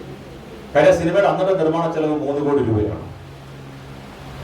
ധർമ്മേന്ദ്രയ്ക്ക് 1.5 ലക്ഷം രൂപ, സഞ്ജീവ് കുമാറിന് 1.25 ലക്ഷം രൂപ, അമിതാഭ് ബച്ചന് 1 ലക്ഷം രൂപ, ഹേമമാലിനിക്ക് 75,000, ജയ ഭാദുരിക്ക് 35,000. ഇതായിരുന്നു അന്നത്തെ അവരുടെ സാലറി. പ്രൊഡക്ഷൻ കോസ്റ്റ് 3 കോടി രൂപയാണ്. സിനിമ വന്ന് കണ്ടവരൊക്കെ മൂന്നാമത്തെ സിനിമ മാത്രം സംവിധാനം ചെയ്യുന്ന ഒരു ചെറുപ്പക്കാരന് ഇത്രയ്ക്ക് അങ്ങോട്ട് വളരുന്നത് ആർക്കും അങ്ങനെ ഇഷ്ടമുള്ള കാര്യമല്ല. സിനിമ നിരൂപകരൊക്കെ എഴുതി ഇത് ഇന്ത്യക്ക് പറ്റിയ സിനിമയൊന്നുമല്ല, ഇത് പരാജയപ്പെട്ടു പോകത്തേ ഉള്ളൂ. ഷോലെ എന്ന് പറഞ്ഞാൽ തീനാളങ്ങൾ ഇതൊക്കെയാണ്. അത് തീനാളം കെട്ടുപോയി എന്ന് പറഞ്ഞാൽ അവർക്ക് പറ്റുന്ന ഭാഷയിലൊക്കെ വളരെ രൂക്ഷമായ രീതിയിൽ എന്നെ വിമർശിച്ചുകൊണ്ട് അഡ്വാൻസ് ബുക്കിംഗ് പ്രതീക്ഷയോടെ വരുന്നില്ല. ആദ്യമായിട്ട് ബോംബെ പ്രവിശ്യയിൽ 40 തിയേറ്ററിലാണ് അത് റിലീസ് ചെയ്തത്. അപ്പോൾ ചർച്ചകൾ ഹൈ ലെവൽ വരുന്നുണ്ട്. ഈ സിനിമ എന്തുകൊണ്ട് ഉദ്ദേശ രീതിയിലേക്ക് പോകുന്നില്ല? ആദ്യത്തെ ആഴ്ച കഴിഞ്ഞതൊക്കെ ഉദ്ദേശ രീതിയിലേക്കൊന്നും സിനിമ കാണാൻ ആൾക്കാർ വരുന്നില്ല. അതിന്റെ മ്യൂസിക് പോളിഡോർ കമ്പനിക്കാണ് വിറ്റത്. അവർ വളരെയധികം ഡിസ്കുകളൊക്കെ, അന്ന് വലിയ ഡിസ്കാണ്, അതിറക്കി കാസറ്റ് വിറ്റു പോകുന്നില്ല. എല്ലാവരുടെ ഒരു തണുപ്പൻ പ്രകൃതം മാത്രമാണ്. ഇന്ത്യൻ സിനിമയെ മാറ്റിമറിക്കുന്നു എന്നുള്ള ഒരു വലിയ താല്പര്യത്തോടു കൂടി വന്ന ചലച്ചിത്രമായിരുന്നെങ്കിലും ജനങ്ങൾക്ക് അങ്ങോട്ട് തിയേറ്റർ ഏകദേശമൊക്കെ ഫുള്ളാണ്. ചിലപ്പോഴൊക്കെ ഹൗസ്ഫുൾ ബോർഡ് വെക്കുകയും ചെയ്യുന്നുണ്ട്. പക്ഷെ ഒരു സ്ഥലത്തുനിന്നും വേണ്ട രീതിയിലേക്ക് അത് കിട്ടുന്നില്ല. ആ സമയത്ത് സിനിമ റിലീസായ സമയത്ത് കാശ്മീരിൽ സിൽസിലയുടെ ഷൂട്ടിംഗ് നടക്കുകയാണ്. അമിതാഭ് ബച്ചനും ശശി കപൂർ ഒക്കെ ഉണ്ട്. ബച്ചൻ ശശി കപൂറിനോട് പറയുന്നത് ഈ സിനിമയായിരുന്നു എൻ്റെ ഒരു പ്രതീക്ഷ, അതും പോയി. അംജദ് ഖാൻ ആയിരുന്നു ഏറ്റവും വലിയൊരു ആ സിനിമയിൽ ഇൻട്രൊഡ്യൂസിങ് അംജദ് ഖാൻ തന്നെയാണ്. സിനിമയുടെ ചിത്രീകരണ സമയത്തും ഡബിംഗ് സമയത്തും ഒക്കെ വലിയ പ്രശ്നങ്ങളൊക്കെ ഉണ്ടായി. അതും തിരക്കഥാകൃത്തും അംജദ് ഖാനും തമ്മിലൊക്കെ. അപ്പോൾ അദ്ദേഹം പറഞ്ഞു, ഇല്ല, ഇത് അസ്രാണി ആ സിനിമയിലെ ജയിലർ വേഷം ചെയ്ത അസ്രാണി അദ്ദേഹത്തെ കാണാൻ പോകാൻ പറഞ്ഞു, this was my last bus but I miss it ചെയ്യാം. സിനിമ ഒന്നും അങ്ങോട്ട് ക്ലിക്ക് ആകുന്നില്ല. അപ്പൊ അവരിത് റീഷൂട്ട് ചെയ്യാനായിട്ട് ഒരു ആലോചന വന്നിട്ടുണ്ട്. അമിതാഭ് ബച്ചൻ അപ്പോഴത്തേക്ക് സൂപ്പർ സ്റ്റാർ ആയി മാറി. ആ സിനിമയിൽ അഭിനയിക്കുന്ന സമയത്ത് അദ്ദേഹം സൂപ്പർ സ്റ്റാർ ആയിരുന്നില്ല. പിന്നെ സഞ്ജീർ സിനിമ വരുന്നുണ്ട്, ദീവാർ വരുന്നുണ്ട്. അമിതാഭ് ബച്ചൻ ഈ ക്ഷോഭിക്കുന്ന യൗവനത്തിന്റെ പ്രതീകമായിട്ട് മാറി, ഒരു വലിയ പ്രതീകമായിട്ട് മാറുന്നുണ്ട്. അങ്ങനെ ഒരു വലിയ സ്റ്റാറിനെ കൊന്നത് ശരിയായില്ല, അമിതാഭ് ബച്ചനെ ജീവിപ്പിക്കണം എന്ന് പറഞ്ഞുകൊണ്ട് ഒരു ഘട്ടം വരുന്നുണ്ട്. സലിം ജാവേദ് പറഞ്ഞ സിനിമയെ തൊട്ടുപോകരുതെന്ന് പറഞ്ഞു. ഇതാണ് ആ സിനിമ. അതിൽ നിങ്ങൾ യാതൊരു വിധത്തിലുള്ള it will become a hit, no doubt. അവര് ഒരു തരത്തിൽ അങ്ങോട്ട് പോകുന്നില്ല, ഇതും വിൽക്കുന്നില്ല. പോളിഡോർ കമ്പനിയുടെ ആൾക്കാരൊക്കെ, സെയിൽസ് മാനേജർമാരൊക്കെ ഈ സിനിമയിലേക്ക് കാണുമ്പോഴത്തേക്ക് അവര് എന്താണ് സംഭവം എന്ന് അറിയുന്നില്ല. അങ്ങനെ അവര് 1ാമത് 2ാമത് 3ാമതൊക്കെ തിയേറ്ററിൽ കയറുമ്പോൾ ബോംബെ വേർലിയിലുള്ള ഒരു തിയേറ്ററിന്റെ മാനേജർ രമേശ് ഷെട്ടി വിളിച്ചു പറയുന്നുണ്ട്, നിങ്ങളുടെ സിനിമ വളരെ വലിയ ഹിറ്റാണ്. എന്താ കാര്യം? ഇന്റർവെൽ സമയത്ത് എൻ്റെ സ്നാക്സ് വിൽക്കപ്പെടുന്നില്ല. ഇപ്പോൾ കൊക്കക്കോളയും സമൂസയും എല്ലാം അതുപോലെ തന്നെ ആൾക്കാർ തിയേറ്ററിൽ നിന്ന് പുറത്തേക്ക് ഇറങ്ങുന്നില്ല. ഇപ്പോഴാണ് രമേശ് ഷെട്ടിക്ക് മനസ്സിലായതാണ്. അപ്പോൾ ഇവിടെ കയറിയ ആൾക്കാരും പൊളിഡോർ കമ്പനിയുടെ സെയിൽസ് മാനേജർമാർ പറഞ്ഞൊരു കാര്യം, പാട്ടുകൾക്കല്ല ജനങ്ങൾ പ്രാധാന്യം കൊടുക്കുന്നത്, അതിലെ ഡയലോഗ്സിനാണ്. അതിൽ ഓരോ ഡയലോഗ് വരുമ്പോൾ ജനങ്ങൾ ഇറ്റ് വാസ് ലൈക്ക് നമ്മൾ ഒരു കരോക്കെ പാട്ട് പാടുന്നത് പോലെ തന്നെയാണ്. അതിൽ ഓരോ ഡയലോഗും ജനങ്ങൾ ആവർത്തിച്ച് പറയുകയാണ്, പ്രത്യേകിച്ച് ഗബ്ബർ സിംഗിന്റെ ഡയലോഗുകളാണ്. അപ്പോഴേക്കും പിന്നെ രംഗം മാറുന്നുണ്ട്. കമ്പനി പാട്ടിനോടൊപ്പം ഇതിന്റെ 58 മിനിറ്റ് ദൈർഘ്യമുള്ള ഡയലോഗുകൾ ചേർത്ത് വെച്ചിട്ടുള്ള പുതിയൊരു ഡിസ്ക് ഇറക്കുകയും ചെയ്യുന്നുണ്ട്. അങ്ങനെ അത് ഹിറ്റായി മാറുകയും ചെയ്യുന്നു. അതിനൊരു വലിയ ഉദാഹരണം അംജദ് ഖാൻ പിൽക്കാലം ഓർമ്മിച്ച് പറയുന്നത് എങ്ങനെയാണ്. ഈ സിനിമയൊക്കെ ഇറങ്ങി വളരെ നാളുകൾക്ക് ശേഷം, മാസങ്ങൾക്ക് ശേഷം ഗുജറാത്തിൽ ഒരു സ്റ്റുഡിയോ ഉദ്ഘാടനം ചെയ്യാനായിട്ട് പോകുന്നുണ്ട് അംജദ് ഖാൻ ആൻഡ് ഫാമിലി. അദ്ദേഹത്തിന്റെ കൂടെ അസ്രാണിയോ ഒരു ഫ്ലൈറ്റ് ഇറങ്ങി അവിടുന്ന് ഒരു 40 കിലോമീറ്റർ പോകണം ഈ സ്റ്റുഡിയോയിലേക്ക് ഇറങ്ങാം. പോകുന്ന വഴിക്ക് അംജദ് ഖാന്റെ മകൻ കൊച്ചുകുട്ടിയാണ്, വിശക്കുന്നുണ്ട്. അപ്പൊ ഒരു കടയിൽ കയറി അവര് എന്തോ ഭക്ഷണം കഴിക്കാനായിട്ട് വന്നത്. നമ്മൾ ഈ വൈൽഡ് വെസ്റ്റേൺ സിനിമയെ കാണുന്നത് പോലെ നോക്കത്താ ദൂരത്തുള്ള എങ്ങുമില്ല. ഒരു ഗ്രാമത്തിലൂടെ ഒറ്റപ്പെട്ട പ്രദേശത്തൂടെ പോകുന്ന ഒരു മൺ റോഡ് മാത്രമാണ്. അവിടെയുള്ള ഒരു ചെറിയ ചായക്കട പോലെ, ചായക്കട എന്ന് പറയാൻ വേണ്ടിയില്ല, കുറെ ബിസ്ക്കറ്റും അതൊക്കെ വിൽക്കുന്നവര്. അംജദ് ഖാൻ ആ കടയിലേക്ക് കയറുമ്പോൾ അദ്ദേഹം കേൾക്കുന്ന ശബ്ദം എന്ന് പറയുമ്പോൾ അവിടുത്തെ ബോക്സിൽ നിന്ന് വരുന്ന കിത്തനെ ആത്മീ ഥേ കാലിയ എന്നുള്ളതാണ്. അദ്ദേഹം ഞെട്ടിപ്പോയി. അസ്രാണി നോക്കുമ്പോൾ പറഞ്ഞുകൊണ്ടിരുന്നത്, you did miss that touch. ആ കടക്കാൻ അറിഞ്ഞുകൂടാ ഈ സിനിമയിൽ അഭിനയിച്ച ആ ശബ്ദത്തിന്റെ ഉടമയാണ് തന്റെ കടയിൽ വന്നിരിക്കുന്നത്. കാര്യം സിനിമ അവിടെ എത്തിയിട്ടില്ല. അത്രയും പ്രാധാന്യത്തോടു കൂടി തന്നെ ആ സംഭാഷണം എല്ലാം കേട്ട് അംജദ് ഖാൻ അവിടെ ആ കസേര ഇരിക്കാൻ കസേര പോലും ഇല്ല, ആ നിലത്തിരുന്ന് കരഞ്ഞു എന്നാണ് പറയുന്നത്. ആ സിനിമയോട് കൂടി തന്നെ ആ കഥാപാത്രത്തിന്റെ രംഗമെല്ലാം മാറി, ഡയമെൻഷൻസ് എല്ലാം മാറി. പിന്നീട് അദ്ദേഹം കോട്ട് ചെയ്ത അടുത്ത സിനിമയ്ക്ക് 11 ലക്ഷം രൂപയാണ്. അത് മാത്രമല്ല, ഒരിക്കൽ സ്റ്റുഡിയോയിലേക്ക് പോകുമ്പോൾ എതിരെ ഈ സിനിമയിൽ ഗബ്ബർ സിംഗായിട്ട് അഭിനയിക്കേണ്ട ഡാനി ഡെക്സോംപ വരുന്നുണ്ട്. അദ്ദേഹം കാറ് കൈ കാണിച്ച് നിർത്തിയിട്ട് പറഞ്ഞു, എനിക്ക് ആ സിനിമയിൽ അഭിനയിക്കാൻ പറ്റിയില്ല, ബട്ട് യു ഡിഡ് വെൽ. അടുത്ത സിനിമ തൊട്ട് അതുവരെ 5 ലക്ഷം രൂപ വഹിച്ചിരുന്ന ഡാനിയും അടുത്ത സിനിമ തൊട്ട് 10 ലക്ഷം രൂപയ്ക്ക് മാറ്റി. അപ്പോൾ ആ സിനിമയിൽ അഭിനയിച്ചില്ല എങ്കിലും അദ്ദേഹത്തിന്റെ ജീവിതത്തിലും അതൊരു വലിയ മാറ്റം ഉണ്ടാക്കിയിട്ടുണ്ട്. അങ്ങനെ സിനിമയുടെ വലിയ ഗംഭീരമായിട്ടുള്ള മാറ്റങ്ങളാണ്. ആ സിനിമയുടെ പശ്ചാത്തല സംഗീതത്തിൽ ഏറ്റവും പ്രധാനപ്പെട്ട ഒന്നെന്ന് പറയുമ്പോൾ ഈ അമിതാഭ് ബച്ചന്റെ ഒരു ഹാർമോണിക് ഒരു രംഗമുണ്ട്, മൗത്ത് ഓർഗൻ വായിക്കുന്ന രംഗമാണ്. ഠാക്കൂറിന്റെ വീടിന്റെ മട്ടുപ്പാവിൽ രാധ, അദ്ദേഹത്തിന്റെ മകന്റെ ഭാര്യ, ഇപ്പോൾ വിധവയാണ്, വെള്ള വസ്ത്രം ധരിച്ച ഓരോ റാന്തലും എടുത്തുമ്പോൾ അവിടെ മാറിയിരുന്ന അദ്ദേഹം ജയ്ദേവ് ഒരു ട്യൂൺ വായിക്കുന്നുണ്ട്. ഭാനു ഗുപ്ത എന്ന് പറയുന്ന ഒരു ആർട്ടിസ്റ്റാണ് അത് വായിച്ചത്. പിൽക്കാലം ഒരു ഇന്റർവ്യൂവിൽ, ഒരു ലേഖനത്തിൽ രവി മേനോൻ പറയുന്നുണ്ട് എന്നത്, ബോംബെയിലെ തിരക്ക് പിടിച്ച ട്രാഫിക്കിൽ ഈ ഭാനു ഗുപ്ത സ്റ്റുഡിയോയിലേക്ക് റെക്കോർഡിങ്ങിന് വേണ്ടി പോവുകയാണ്. ട്രാഫിക് പോലീസുകാരൻ ചാടി വീണു, ഓവർ സ്പീഡിന് വേണ്ടി പെറ്റിയടിച്ച് വണ്ടി ഒഴുകിയിട്ടത്. അദ്ദേഹം പറഞ്ഞു, ഞാനൊരു സിനിമയിലെ റെക്കോർഡിങ്ങിന് വേണ്ടി പോവുകയാണ്, എനിക്ക് പെട്ടെന്ന് പോകേണ്ടത് കൊണ്ടാണ് ഞാൻ ഇത്ര വേഗത്തിൽ വന്നത്. നിങ്ങൾ സിനിമയുടെ പിന്നണിയിലൊക്കെ വായിച്ചിട്ടുണ്ടോ എന്ന് പറഞ്ഞു. എന്നാൽ നിങ്ങൾ ഒരു ടൂൺ വായിക്കുമെന്ന് പറഞ്ഞു. അദ്ദേഹം ഇറങ്ങി കാറിന്റെ ഗുണത്തിൽ ചാരി മൗത്തോർഗിനെടുത്ത് എന്ത് വായിക്കണമെന്ന് ഓർമ്മ വരും. ഒരുപാട് സിനിമയിൽ മഹാരഥന്മാരായ ഒരുപാട് സംഗീത സംവിധായകരോടൊപ്പം ജോലി ചെയ്ത് അദ്ദേഹത്തിന്റെ മനസ്സിൽ എപ്പോൾ ഓർമ്മ വന്നത് ഷോലയിലെ അനശ്വരമായ ഒരു ടൂണായിരുന്നു. ആ ഉച്ച വെയിലില്, കത്തുന്ന വെയിലില് അത് കേൾക്കാൻ ആയിരങ്ങളോ 10,000-ങ്ങളോ ഒന്നും ഉണ്ടായിരുന്നില്ല. ആ ട്രാഫിക് പോലീസുകാരൻ മാത്രമേ ഉണ്ടായിരുന്നുള്ളൂ. ആ ട്രാഫിക് പോലീസുകാരന്റെ മുമ്പിൽ അദ്ദേഹം ആ ട്യൂൺ വായിക്കുകയാണ്. അദ്ദേഹം പറഞ്ഞുകൊണ്ട്, എന്റെ ജീവിതത്തിൽ എനിക്ക് കിട്ടിയ ഏറ്റവും വലിയ അംഗീകാരം എന്ന് പറയുന്നത് ആ ഒരു രംഗം മാത്രമായിരുന്നു. അതിനപ്പുറത്തേക്ക് എങ്ങനെയാണ് ആ രംഗം ഷൂട്ട് ചെയ്തത്? 1 മിനിറ്റ് ദൈർഘ്യമേ ഉള്ളൂ ആ ഒരു രംഗത്തിന്. 20 ദിവസം എടുത്തത് ഷൂട്ട് ചെയ്യാൻ. ഇപ്പൊ സിനിമാ സംവിധായകന്മാരായിട്ടുള്ള ആൾക്കാർക്കൊക്കെ അറിയാം, ഈ ഗോൾഡൻ അവർ എന്ന് പറയുന്ന ഒരു ഇതുണ്ട്. സൂര്യാസ്തമയത്തിന് തൊട്ട് മുമ്പുള്ള ആ ഒരു ലൈറ്റിംഗ് പാറ്റേൺ ഉണ്ട്. കുറച്ച് സമയം ഉണ്ടാവുള്ളൂ. ഉച്ച തൊട്ടാണ് അവർ ആ ഷൂട്ട് എടുക്കുന്നത്. ഈ വിളക്കണയ്ക്കുന്ന അതിനുവേണ്ടിയുള്ള തയ്യാറെടുപ്പുകൾ, കാര്യങ്ങളും ഒക്കെ, റിഫ്ലക്ടർ തയ്യാറാക്കണം, ക്യാമറ ആംഗിൾ വേണം, എല്ലാ കാര്യങ്ങളും വേണം, അതെല്ലാം വേണം. ഓരോ ദിവസവും ചിലപ്പോൾ 1 ടേക്ക് അല്ലെങ്കിൽ 2 ടേക്ക്, ഏറിയാൽ വീക്കെൻഡ് പറയുന്നത് പോലെ ഒരു 3 ടേക്ക് വരുന്നുണ്ട്. അങ്ങനെ 20 ദിവസം കൊണ്ടാണ്. ഒറ്റ ദിവസം കൊണ്ട് വേണമെങ്കിൽ നിങ്ങൾക്ക് തീർക്കാമെന്ന് ആ ഒരു രംഗം എടുത്തത് 20 ദിവസം. അത്രയും പെർഫെക്ഷനിസ്റ്റ് രമേഷ് സിപ്പി. ഇന്ന സിനിമ കാണുമ്പോഴും നമുക്കറിയാം എത്രമാത്രം പ്രാധാന്യമുള്ളതാണ് ആ ഒരു രംഗം എന്നുള്ളതിനെ പറ്റി. എല്ലാം ഒരു ലിറിക്കൽ ക്വാളിറ്റിയാണ്, കാവ്യാത്മകമായ ഗുണമാണ്. ഓരോ രംഗവും നമ്മൾ കാണുമ്പോൾ ഒന്നിന് പിറകെ വരുന്ന ആ ഓരോ രംഗങ്ങളിലും, ദൈർഘ്യമേറിയ രംഗങ്ങളായാലും ചെറിയ രംഗങ്ങളായി കഴിഞ്ഞാലും ഒക്കെ, പലതും വിദേശ സിനിമകളുടെ ഫ്രെയിം ബൈ ഫ്രെയിം കോപ്പിയാണെന്ന് പറയാമെങ്കിലും അതിനൊരു ഇന്ത്യൻ ടച്ച് ഉണ്ട്. അതിൽ മാനുഷികമായിട്ടുള്ള ഒരു തലമുണ്ട്. ഇതിൽ ഈ പ്രധാനമായിട്ടുള്ള മറ്റൊരു കാര്യം എന്ന് പറഞ്ഞു കഴിഞ്ഞാൽ മെയിൽ ബോണ്ടിങ് ആണ്. പുരുഷ സൗഹൃദത്തെ ഇത്രയും ആഘോഷിച്ച മറ്റൊരു സിനിമയും. ഈ സുഹൃത്തുക്കൾ എന്ന് പറയുമ്പോൾ ഞാൻ നിന്റെ ആത്മാവാണ്, നിനക്ക് വേണ്ടി ഞാൻ മരിക്കും, അങ്ങനെ പറയുന്ന കാര്യങ്ങളൊന്നുമില്ല. ഇവർ രണ്ടുപേരും എപ്പോഴും പരസ്പരം പാരവെപ്പാണ്. ഒരാൾക്ക് മറ്റൊരാൾ എത്രമാത്രം പ്രത്യേകിച്ച് പ്രണയ രംഗങ്ങളിലൊക്കെയാണ്. അതിൽ ഈ ഹേമമാലിനിയെ ഈ മാങ്ങ പറിക്കാൻ പഠിപ്പിക്കുന്ന ഒരു രംഗമുണ്ടായിരുന്നു. ധർമ്മേന്ദ്രനാണ്, കണ്ടിട്ടുള്ളവർക്ക് അറിയാൻ തന്നെ രംഗങ്ങളൊക്കെ തന്നെയുണ്ട്.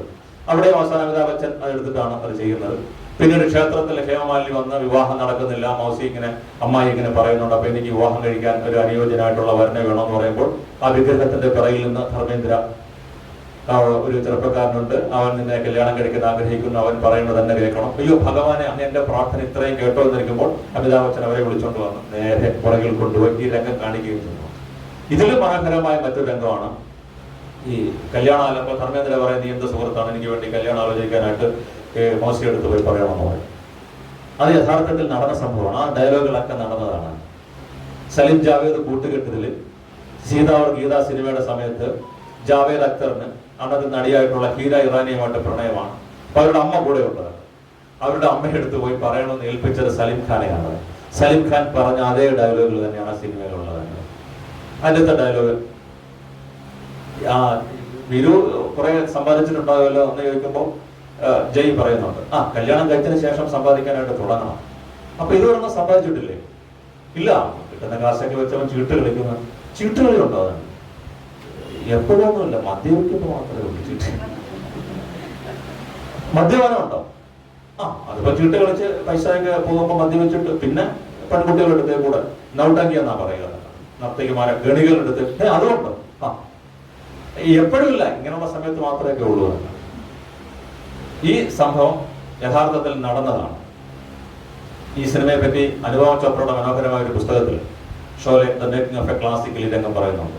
ഈ സലിം ഖാൻ പോയി ഹീര ഇറാനിയോട് പറഞ്ഞ ഇതേ കാര്യങ്ങൾ തന്നെയാണ്. ഈ ജാവേദ് അക്തർ ഇങ്ങനെയാണ് എന്നുള്ള കാര്യം കൃത്യമായിട്ട്, അതാണ് ആ സൗഹൃദം. ഇതേ സൗഹൃദം തന്നെ ഇവിടെ ഉണ്ടാകുന്നത്. പിന്നീട് കല്യാണം കഴിച്ചിടണമെന്ന് പറഞ്ഞുകൊണ്ട് ആ വാട്ട് ടാങ്കിന്റെ മേളിൽ കയറേണ്ട ഗംഭീരമായ ഡയലോഗുകൾ വെള്ളമടിച്ച് ഫിറ്റായിട്ട് അപ്പം ബസന്തി ഓടി വന്നിട്ട് പറയുന്നുണ്ട് എങ്ങനെയെങ്കിലും രക്ഷിക്കണം. അപ്പം വീട് പറയുന്നുണ്ട്, ജയ് പറയുന്നുണ്ട് ഒന്നുമില്ല, അത് കളറങ്ങുമ്പോൾ തന്നെ താഴെ വന്നോളൂ എന്നുള്ളതാണ്. അതിന്റെ ഏറ്റവും വലിയ ആഘോഷമാണ് ഏ ദോസ്തി ഹംനെ ഹി തോടെങ്കി എന്നുള്ള മനോഹരമായിട്ടുള്ള ഒരു ഗാനം. ലോക ചരിത്രത്തിൽ ഈ പുരുഷ സൗഹൃദത്തെ ഇത്രയധികം ആഘോഷിച്ച ഒരു ഗാനം വേറെ ഒന്നുമില്ല. അതിന് 2 വേർഷനുണ്ട്. ഒരു ഹാപ്പി വേർഷനുണ്ട്. അവസാനം അവരുടെ കൊള്ളക്കാരുടെ വെടിയേറ്റ് അദ്ദേഹം മരിക്കുമ്പോൾ അദ്ദേഹം പറയുന്ന ആ ഒരു പാത്തോസ് വേർഷനും ഉണ്ട്. രണ്ടും വളരെ മനോഹരമായ രീതിയിൽ തന്നെയാണ് ചിത്രീകരിച്ചിട്ടുള്ളത്. ഇങ്ങനെ പറയാനാണെങ്കിൽ പിന്നെ ഈ ഗ്രാമത്തിന്റെ ഒരു കാര്യം നമ്മൾ പറഞ്ഞു. ഈ ഗ്രാമം അവിടെ അധികാരത്തിന്റെ കേന്ദ്രമായിട്ടുള്ള ഒന്നും ആ ഗ്രാമത്തിലില്ല. ഒരു പോലീസ് സ്റ്റേഷനില്ല, ഒരു സ്കൂളില്ല, ഒരു ആശുപത്രിയില്ല, റോഡില്ല, ഇലക്ട്രിസിറ്റി ഇല്ല. ഇതൊക്കെയാണ് നമ്മൾ അവിടെ ഈ ഇന്ത്യ മഹാരാജ്യത്ത് തന്നെയാണ് ഈ ഗ്രാമം എന്ന് നമ്മളെ സൂചിപ്പിക്കുന്ന 2 രംഗങ്ങൾ. ഒന്നിന് പോലീസുകാരൻ വന്ന് ഗബറിന്റെ ആക്രമണത്തെ പറ്റി ചോദിക്കുന്നുണ്ട്. 2 ഒരു പോസ്റ്റ്മാൻ വന്നിട്ട് അഹമ്മദിന് ജോലി കിട്ടിയെന്നുള്ള കത്ത് കൊടുക്കുന്ന ഈ 2 രംഗമല്ല ഈ പറയുന്ന ഗ്രാമത്തിൽ. നമ്മളെ ഖസാക്കിന്റെ ഇതിഹാസത്തിലും അതിനങ്ങനെ തന്നെ പറയുന്നുണ്ട്. ആകപ്പാട് അവിടെ വന്നു പോകുന്ന ഒരു പോസ്റ്റ്മാനാണ്, അത് ഇന്ത്യയിലാണ് ആ ഒരു പ്രദേശം എന്ന് കാണിക്കുന്നത് പോലെ അത്രയും ഒറ്റപ്പെട്ട ഒരു പ്രദേശമായിട്ടാണ് ആ ഗ്രാമം അവിടെ വരുന്നത്. അവിടെ നേരത്തെ പറഞ്ഞ ഈ അധികാരത്തിന്റെ ഒരു ശൂന്യതയിലേക്ക് എത്തുമ്പോൾ, അധികാരത്തിന്റെ ശൂന്യതയിലേക്കാണ് ഗബ്ബർ സിംഗിനെ പോലെയുള്ള കൊള്ളക്കാർ എത്തിച്ചേരുന്നത്. അവിടെ ഈ അടിയന്തരാവസ്ഥ കാലഘട്ടത്തിൽ എന്തുകൊണ്ടാണ് ആ സിനിമയ്ക്ക് അങ്ങനെ ഒരു ക്ലൈമാക്സ് ഒരു അവസാനം കൊടുക്കാതിരുന്നതിന് കൃത്യമായ കാരണമുണ്ട്. നിയമവും നീതിയും ഒക്കെ നടപ്പാക്കപ്പെടുന്ന ഒരു സമൂഹത്തിൽ അത് അങ്ങനെ അല്ലാത്ത സമൂഹത്തിലോ ബൽദേവ് താക്കൂറിന്റെ 2 കൈകളും അംജദ് ഖാൻ ഗബ്ബർ സിംഗ് വെട്ടിക്കളയുന്നുണ്ട്. അദ്ദേഹം ഒരു പോലീസുകാരനാണ്, അല്ലെങ്കിൽ അദ്ദേഹം നിയമത്തിന്റെ ഒരു പ്രതിപുരുഷനാണ്. പക്ഷെ ഇപ്പോൾ ഹീസ് മെയിൻ ആ നിയമത്തിന്റെ കൈകളാണ് വെട്ടിക്കളഞ്ഞിരിക്കുന്നത്. ആ നിയമം നടപ്പാക്കാൻ ഇപ്പോൾ അദ്ദേഹത്തിന് പറ്റുന്നില്ല. അദ്ദേഹത്തിന്റെ ഡിപ്പാർട്ട്മെന്റ് പോലീസിനും പറ്റുന്നില്ല. അതുകൊണ്ടാണ് അദ്ദേഹം മറ്റു 2 പേരെ, they are criminals, petty criminals, ആ 2 ക്രിമിനൽസിലെയാണ്. അത് നമ്മുടെ വ്യവസ്ഥിതിയിലുള്ള ഒരു മാറ്റത്തെ കൊടുക്കുകയാണ്. ഇന്ത്യൻ പൊളിറ്റിക്കൽ ഒരു സെനേറിയോയിൽ നിയമം നടപ്പാക്കാൻ പറ്റാത്ത സാഹചര്യങ്ങൾ വരുമ്പോൾ നിങ്ങൾക്ക് നീതി നടപ്പാക്കണമെന്നുണ്ടെങ്കിൽ വ്യവസ്ഥാപിതമായിട്ടുള്ള മാർഗത്തിലൂടെ നിങ്ങൾക്ക് അത് സാധ്യമല്ല എന്നും നിങ്ങൾ അതിനുവേണ്ടി പരിശ്രമിക്കണമെന്നും അതിനുവേണ്ടി നിങ്ങൾ കൊണ്ടുവരുന്ന ആൾക്കാർ എപ്പോഴും നല്ല നീതിമാന്മാരായിരിക്കണം എന്നുള്ള ഒരു കാര്യം കൂടി തന്നെയാണ്. ഗായത്രി സ്പിവാക്കിന്റെ ക്യാൻ ദ സബാൾട്ടേൺ സ്പീക്ക് വളരെ പ്രസിദ്ധമായ ഒരു ലേഖനമാണ്. അവിടെ പറഞ്ഞ സബാൾട്ടേൺസ് ഉണ്ട്. സബാൾട്ടേൺ എന്ന് പറഞ്ഞാൽ അരികുവൽക്കരിക്കപ്പെട്ട ആൾക്കാർ, മുഖ്യധാരയിൽ നിന്ന് ഒഴിവാക്കപ്പെട്ട ആൾക്കാർ. ഇവിടെ അവരെല്ലായ്പ്പോഴും അടിച്ചമർത്തപ്പെട്ട ആൾക്കാർ തന്നെയാണ്. പക്ഷെ ഷോലയിൽ ഈ ആക്ഷനെ മുമ്പോട്ട് നയിക്കുന്നത് ഈ ആൾക്കാർ തന്നെയാണ്. അവർ ക്രിമിനലുകളാണ്, അവർ കുറ്റവാളികളാണ്, അവർ കള്ളു കുടിക്കുന്നവരാണ്, ഒക്കെ ശരിയാണ്. പക്ഷെ ഒരു ഘട്ടത്തിൽ അവരുടെ ജീവിതം നേരെയാകണമെന്നുണ്ടെങ്കിൽ, ആ ഗ്രാമത്തിന് നീതി നടപ്പാക്കണമെന്നുണ്ടെങ്കിൽ ഈ പറയുന്ന ഉപേക്ഷിക്കപ്പെട്ട ആൾക്കാരെ കൊണ്ടുവരണം എന്നുള്ള ഒരു വലിയ ചോദ്യം തന്നെ എവിടെയുണ്ട്. അപ്പൊ നമ്മുടെ നിയമം എവിടെയാണ്, നമ്മുടെ നീതി എവിടെയാണ്, നമ്മുടെ നിയമ സംവിധാനങ്ങൾ എങ്ങനെയാണ് പ്രവർത്തിക്കുന്നത് എന്നുള്ള ഒരു വലിയ ചോദ്യം കൂടെ അവിടെ വരുന്നുണ്ട്. ഇപ്പോഴും ആ ഒരു വലിയ പ്രശ്നത്തിലേക്കാണ് നമ്മൾ നിൽക്കുന്നത്. അപ്പൊ ഇങ്ങനെയുള്ള ഒരുപാട് ചോദ്യങ്ങൾ ആ ഒരു ചലച്ചിത്രം ചോദിക്കുന്നുണ്ട്. ആ ഒരു കാര്യം തന്നെയാണ് പ്രാഥമികമായിട്ട് മനുഷ്യന്റെ വിശപ്പ് തന്നെയാണ് ഗബ്ബർ സിംഗിനെ പോലെ ഒരു വലിയ കൊള്ളക്കാരന് കൊള്ളയടിക്കാൻ വരുന്നത്. അതുപോലെ മറ്റൊരു കാര്യം കൂടിയുണ്ട്, ഇദ്ദേഹത്തിന് ആയുധങ്ങൾ കിട്ടുന്ന എവിടെയാണ്. ഒരൊറ്റ രംഗത്ത് മാത്രമാണ് അത് പറയുന്നത്. ഹീരാൽ എന്ന് പറയുന്ന ഒരാളിന്റെ കയ്യിൽ നിന്നാണ് അദ്ദേഹം ഈ ആയുധങ്ങൾ വാങ്ങിക്കുന്നത്. അപ്പോൾ ഇന്ത്യയിൽ സ്വാതന്ത്ര്യം കിട്ടിയതിന് ശേഷം ഒരുപാട് നാട്ടുരാജാക്കന്മാര്, ഒരുപാട് വലിയ ഭൂവുടമകളൊക്കെ ഉണ്ട്. അവരുടെ കയ്യിൽ നിന്ന് ആയുധങ്ങളൊക്കെ എങ്ങോട്ട് പോയി, ഈ ആയുധങ്ങൾ എങ്ങനെയാണ് ഈ കൊള്ളക്കാരിലേക്ക് വരുന്നത്? നല്ല മെഷീൻ ഗൺ ഉൾപ്പെടെയുള്ള ആയുധങ്ങളുണ്ട് ഗബ്ബർ സിംഗിന്റെ കയ്യിൽ. ഒരു സാധാരണ ഗബ്ബർ സിംഗിൻ സാധാരണ കൊള്ളക്കാരനായിട്ടുള്ള ഗ്രാമത്തെ കൊള്ളയടിക്കുന്ന, ധാന്യത്തിന് വേണ്ടി കൊള്ളയടിക്കുന്ന അയാളുടെ കയ്യിലേക്ക് ഈ ആയുധങ്ങൾ അങ്ങനെ വരുന്നു. ഈ ആയുധ കള്ളക്കടത്തിന്റെ ഒരു കാര്യം കൂടിയുണ്ട്. നമുക്കറിയാം ബീഹാറിൽ പോയി കഴിഞ്ഞാൽ എന്ത് വേണമെങ്കിലും സാധനം കിട്ടുമെന്നുള്ളത്. അങ്ങനെ മറ്റൊരു ഇന്ത്യയാണ് നമുക്ക് ആ സിനിമയിൽ കാണാൻ കഴിയുന്നത്. യഥാർത്ഥ ഇന്ത്യ എന്ന് നമ്മൾ കരുതുന്ന ലോകത്തിനപ്പുറത്തേക്ക് സമാന്തരമായിട്ടുള്ള മറ്റൊരു ഇന്ത്യയുണ്ട്. ആ ഇന്ത്യയുടെ കൃത്യമായിട്ടുള്ള ഒരു ചിത്രീകരണം കൂടി ആ ഒരു സിനിമയിൽ കാണുന്നുണ്ട്. ഇങ്ങനെ പറയാനാണെങ്കിൽ ഒരുപാട് ഒരുപാട് കാര്യങ്ങൾ ആ സിനിമയെ പറ്റി പറയാനുണ്ട്. എല്ലാം ഇപ്പോൾ പറഞ്ഞു കഴിഞ്ഞാൽ ഇനിയും ആൾക്കാർ സംസാരിക്കാനുണ്ട്. ഷൺമുഖദാസ് സാറൊക്കെ വന്നിട്ടുണ്ട്. അപ്പോൾ ഇത്രയും പറഞ്ഞുകൊണ്ട് ഞാൻ എൻ്റെ വാക്കുകൾ നിർത്തുന്നു. നന്ദി, നമസ്കാരം.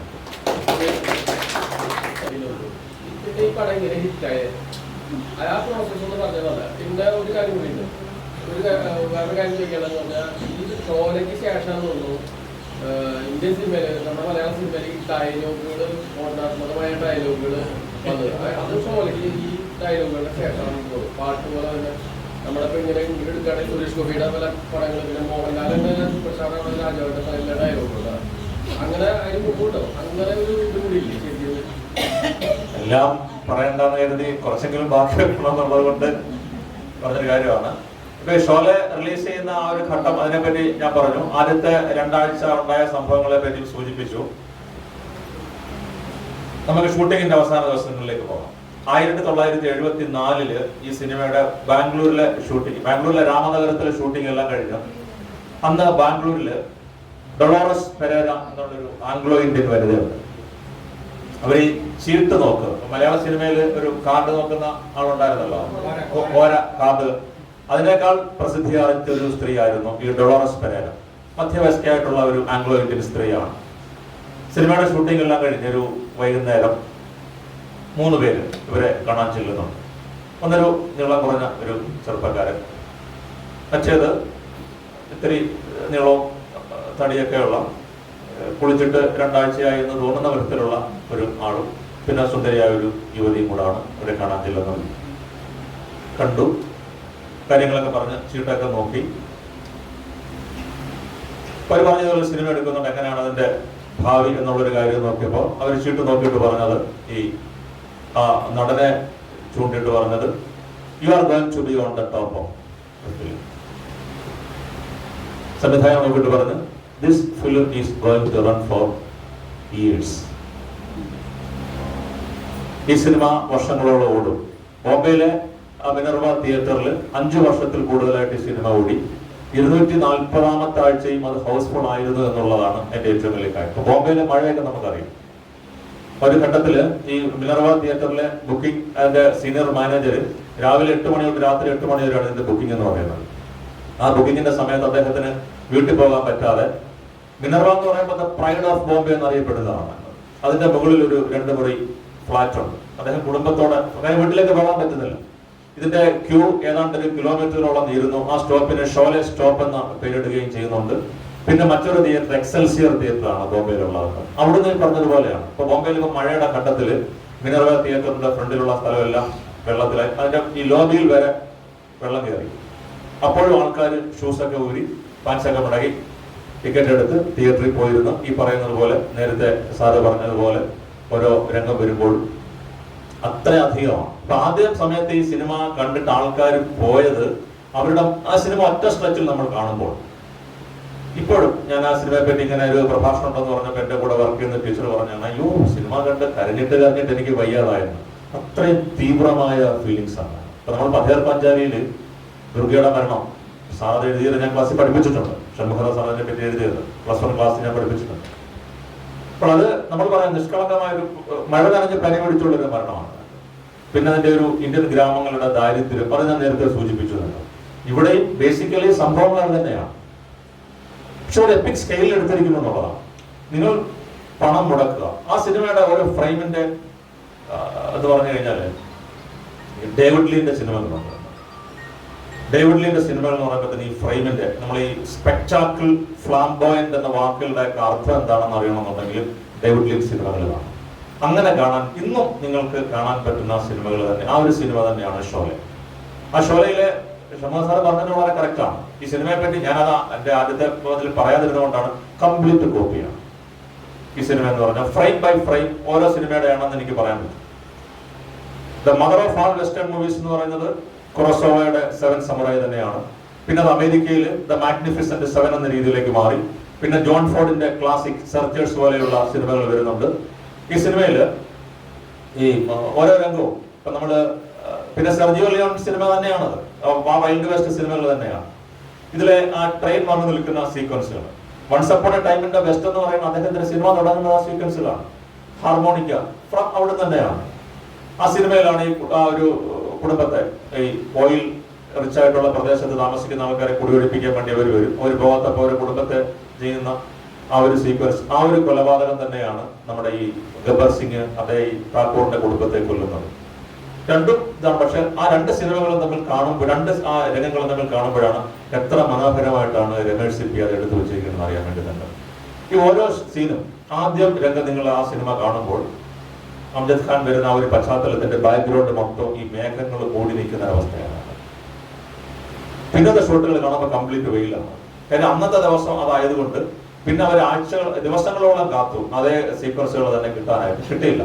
പിന്നെ കുറെ സാധനങ്ങളൊക്കെ വെച്ചൊരു വലിയ കർട്ടൻ വെള്ള തുണി കൊണ്ടൊക്കെ ഉണ്ടാക്കി വലുതായിട്ട് ഉണ്ടാക്കിയിട്ടും കുറച്ച് ഡാർക്ക്നെസ് ഷൂട്ട് ചെയ്യേണ്ട ലൈറ്റിന് മാത്രമായിട്ടുള്ള കാര്യങ്ങളൊക്കെ വെച്ചുകൊണ്ട് നോക്കിയിട്ടും അത് പറ്റിയില്ല. ഈ സിനിമയിൽ കാണാൻ ശ്രദ്ധിക്കുക, ആദ്യത്തെ ഷോട്ടല്ല രണ്ടാമത്തെ ഷോട്ട് വരുന്നത്, ബാക്ക്ഗ്രൗണ്ട് മാറുന്നുണ്ടായിരുന്നു അതിന്റെ ഓരോ രംഗങ്ങളും. പിന്നെ അതിൽ കുറിച്ചത് പോലെ ഈ സിനിമ അത്രയും മനുഷ്യരെ വല്ലാതെ സ്വാധീനിക്കുന്നുണ്ട്.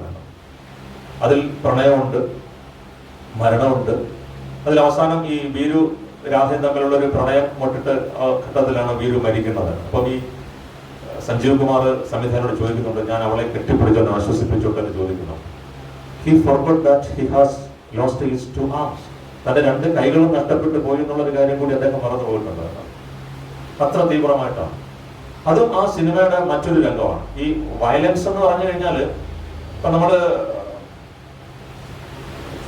ഹോളിവുഡ് സിനിമകൾ കാണുമ്പോൾ, ജോൺ വൂ സിനിമകൾ കാണുമ്പോൾ അതിൽ ഈ വയലൻസ് രംഗത്തൊക്കെ ഒരു പ്രാവ് പറക്കുന്നത് പോലെ കാണാൻ പറ്റുന്നുണ്ട്.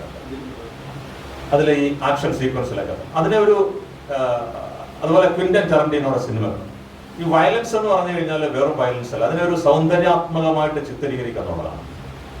ഒരു ഈസ്തറ്റിക് ക്വാളിറ്റി വയലൻസിന് കൊടുക്കുമ്പോൾ ഏറ്റവും മനോഹരമാകുന്നത്. ഈ സിനിമയിൽ അബ്സല്യൂട്ട് വയലൻസ് രംഗങ്ങൾ ഒന്നും നമ്മൾ യഥാർത്ഥത്തിൽ കാണുന്നില്ല.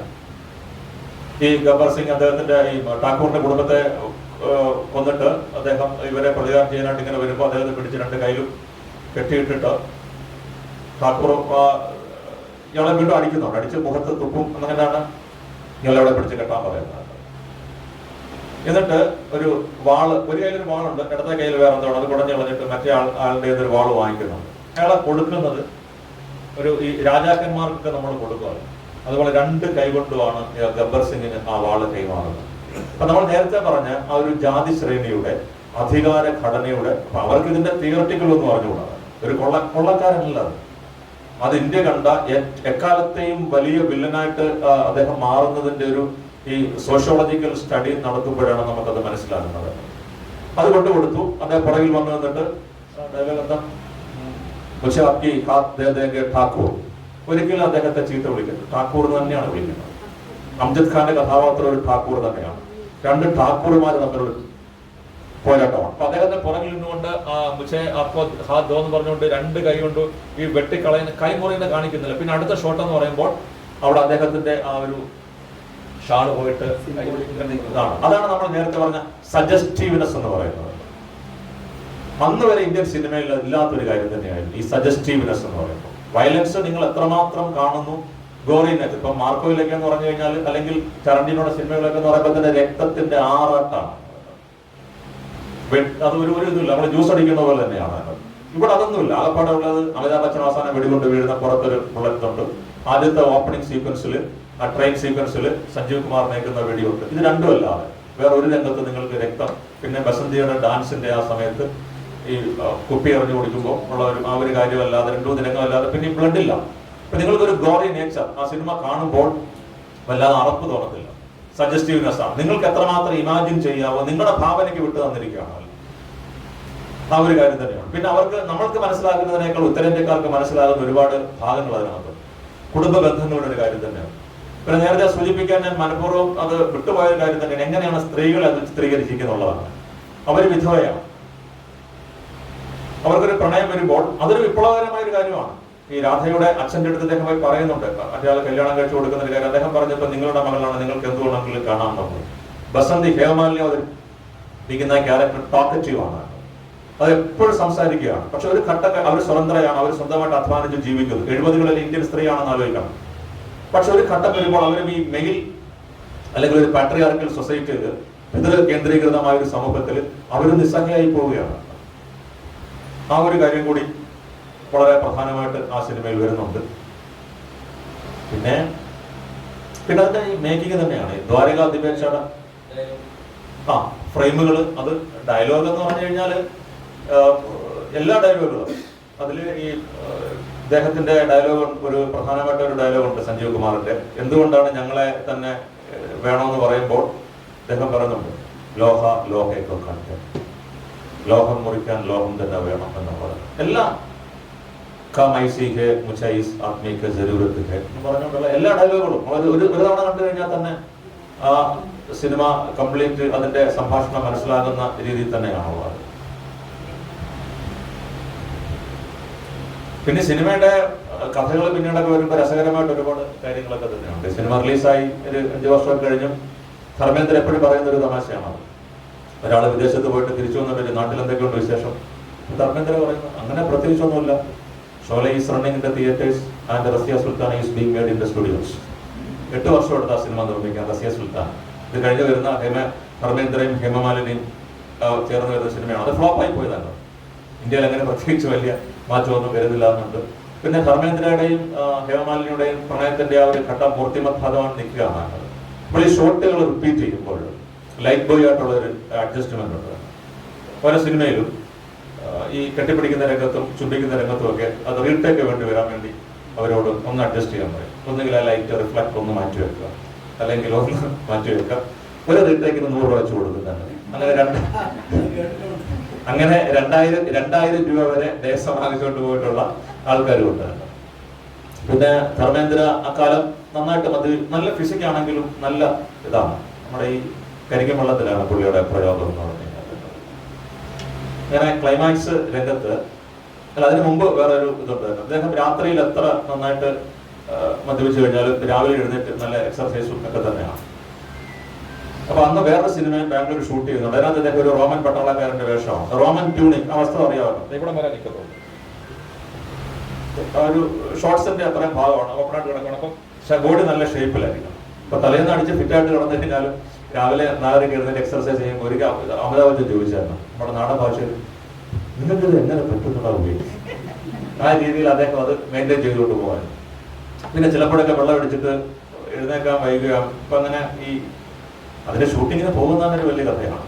ബാംഗ്ലൂരിലെ 3 ഹോട്ടലുകളായിട്ടാണ് ഈ പ്രസിഡന്റിന്റെ കാവൽക്കേഡ് പോകുന്നത് പോലെ ഒരു കാറുകൾ ഇങ്ങനെ പോയിക്കൊണ്ടിരിക്കുകയാണ്. ഓരോ കാറിനും പ്രത്യേക നമ്പർ ഇന്നാളിനെ എടുക്കുക എന്നുള്ളതാണ്. ഇപ്പൊ ധർമ്മേന്ദ്രയുടെ ചിലപ്പോൾ വൈകും. ഈ രമേഷ് സിപ്പിയേക്കാൾ കർശനമാണ് അതിൽ ഈ പിന്നെ ദ്വാരക ദിപേക്ഷ ഡയറക്ടർ. ചീത്തവിളി, ഒരു ദാക്ഷിണ്യമില്ല. നിങ്ങൾ എത്ര വലിയ സ്റ്റാർ ആയിക്കോട്ടെ പറയുന്ന സമയത്ത് അവിടെ വേണം. അയാൾ വരയ്ക്കുന്ന ക്യാമറമാൻ ആ ഷോട്ടിന്റെ അവിടെ തന്നെ ആയിരിക്കണം. ആരായി കഴിഞ്ഞു കഴിഞ്ഞാൽ അതവിടെ പറയും ലൈറ്റപ്പ് ചെയ്യുന്ന അവിടെ തന്നെ നിന്നിട്ട് വേണം അത് ചെയ്യാനായിട്ട്. ഇപ്പൊ ചില ദിവസങ്ങളിൽ ഇങ്ങനെ വൈകി വന്ന കുറ്റബോധം കൊണ്ട് ഒരു ദിവസം ധർമ്മേന്ദ്ര രാത്രി 2 മണിക്ക് എഴുന്നേറ്റ് നടന്ന് അവിടെ പോയി. ആരോടും പറയാതെ അവിടെ പോയി. രാവിലെ എഴുന്നേറ്റ് നോക്കുമ്പോൾ ആളില്ല, ഹോട്ടലിൽ ആളില്ല, ആകപ്പാടേതായി. പിന്നെ ഇവരവിടെ ചെന്നപ്പോണ്ട് ആ മേക്കപ്പ് റൂമിൽ കിടന്ന് ഉറങ്ങുന്ന ആ ഒരു മനുഷ്യൻ. പിന്നെ ആ സമയത്ത് സിനിമ തുടങ്ങുന്ന 6 മാസമാണ് അതിന്റെ വെച്ചിരുന്നെങ്കിൽ 2 വർഷത്തിൽ കൂടുതലാണ് ആ സിനിമയുടെ ഷൂട്ടിങ്ങിന് എടുത്തത്. ആ ഘട്ടത്തിലാണ് ജയ ആദ്യം ഗർഭിണിയാകുന്നത്. അത് കഴിഞ്ഞ് രണ്ടാമത്തെ സിനിമ റിലീസാകുന്ന സമയമാകുമ്പോഴത്തേക്കിന് രണ്ടാമത്തെ ആ രീതിയിലാണ്. അങ്ങനെ അവരുടെ ബോഡിക്ക് ഉണ്ടായ ഒരു മാറ്റം. അപ്പൊ അതിനു വേണ്ടിയിട്ടും കുറെ ദിവസങ്ങൾ മാറ്റിവെച്ചു, കുറച്ചുകൂടെ ഒന്ന് മെലിഞ്ഞ് ആ ഒരു വേഷത്തിലേക്ക് എത്താൻ വേണ്ടിയിട്ട്. ഹേമമാലിനിക്ക് 5.5 സീനേ ഉള്ളത് അതിനകത്ത്. അപ്പൊ അതുവരെയുള്ള സിനിമകളെല്ലാം വളരെ ഹിറ്റായിട്ട് വന്ന് നിൽക്കുമ്പോഴാണ് ഇവർ പറയുന്നത് എനിക്ക് 5.5 സീനേ ഉള്ളൂ. തൊട്ട് തലേ സിനിമ ഇങ്ങനെയുള്ള രമേഷ് സിപ്പയുടെ തന്നെ ഗീതാവർ സീത, അതിൽ 2 പേരും ജോഡികളായിരുന്നു, വലിയ ഹിറ്റായിരുന്നു അത്. അപ്പൊ വിടുതലുള്ള വേഷത്തിന് അവർ ഇത്രയേ ഉള്ളെന്ന് പറഞ്ഞപ്പോൾ അദ്ദേഹം പറഞ്ഞു ദിസ് ഈസ് ഇത്രയുള്ള എന്റെ സിനിമയിൽ ക്യാരക്ടർ അത് തന്നെയാണ്, കൂടുതലൊന്നുമില്ല. പക്ഷെ അവരത് അഭിനയിച്ചു എന്നുള്ളതാണ്. കാര്യം അവർക്കറിയാം രമേഷ് സിപ്പിയുടെ സിനിമ എന്താണെന്നുള്ളത്.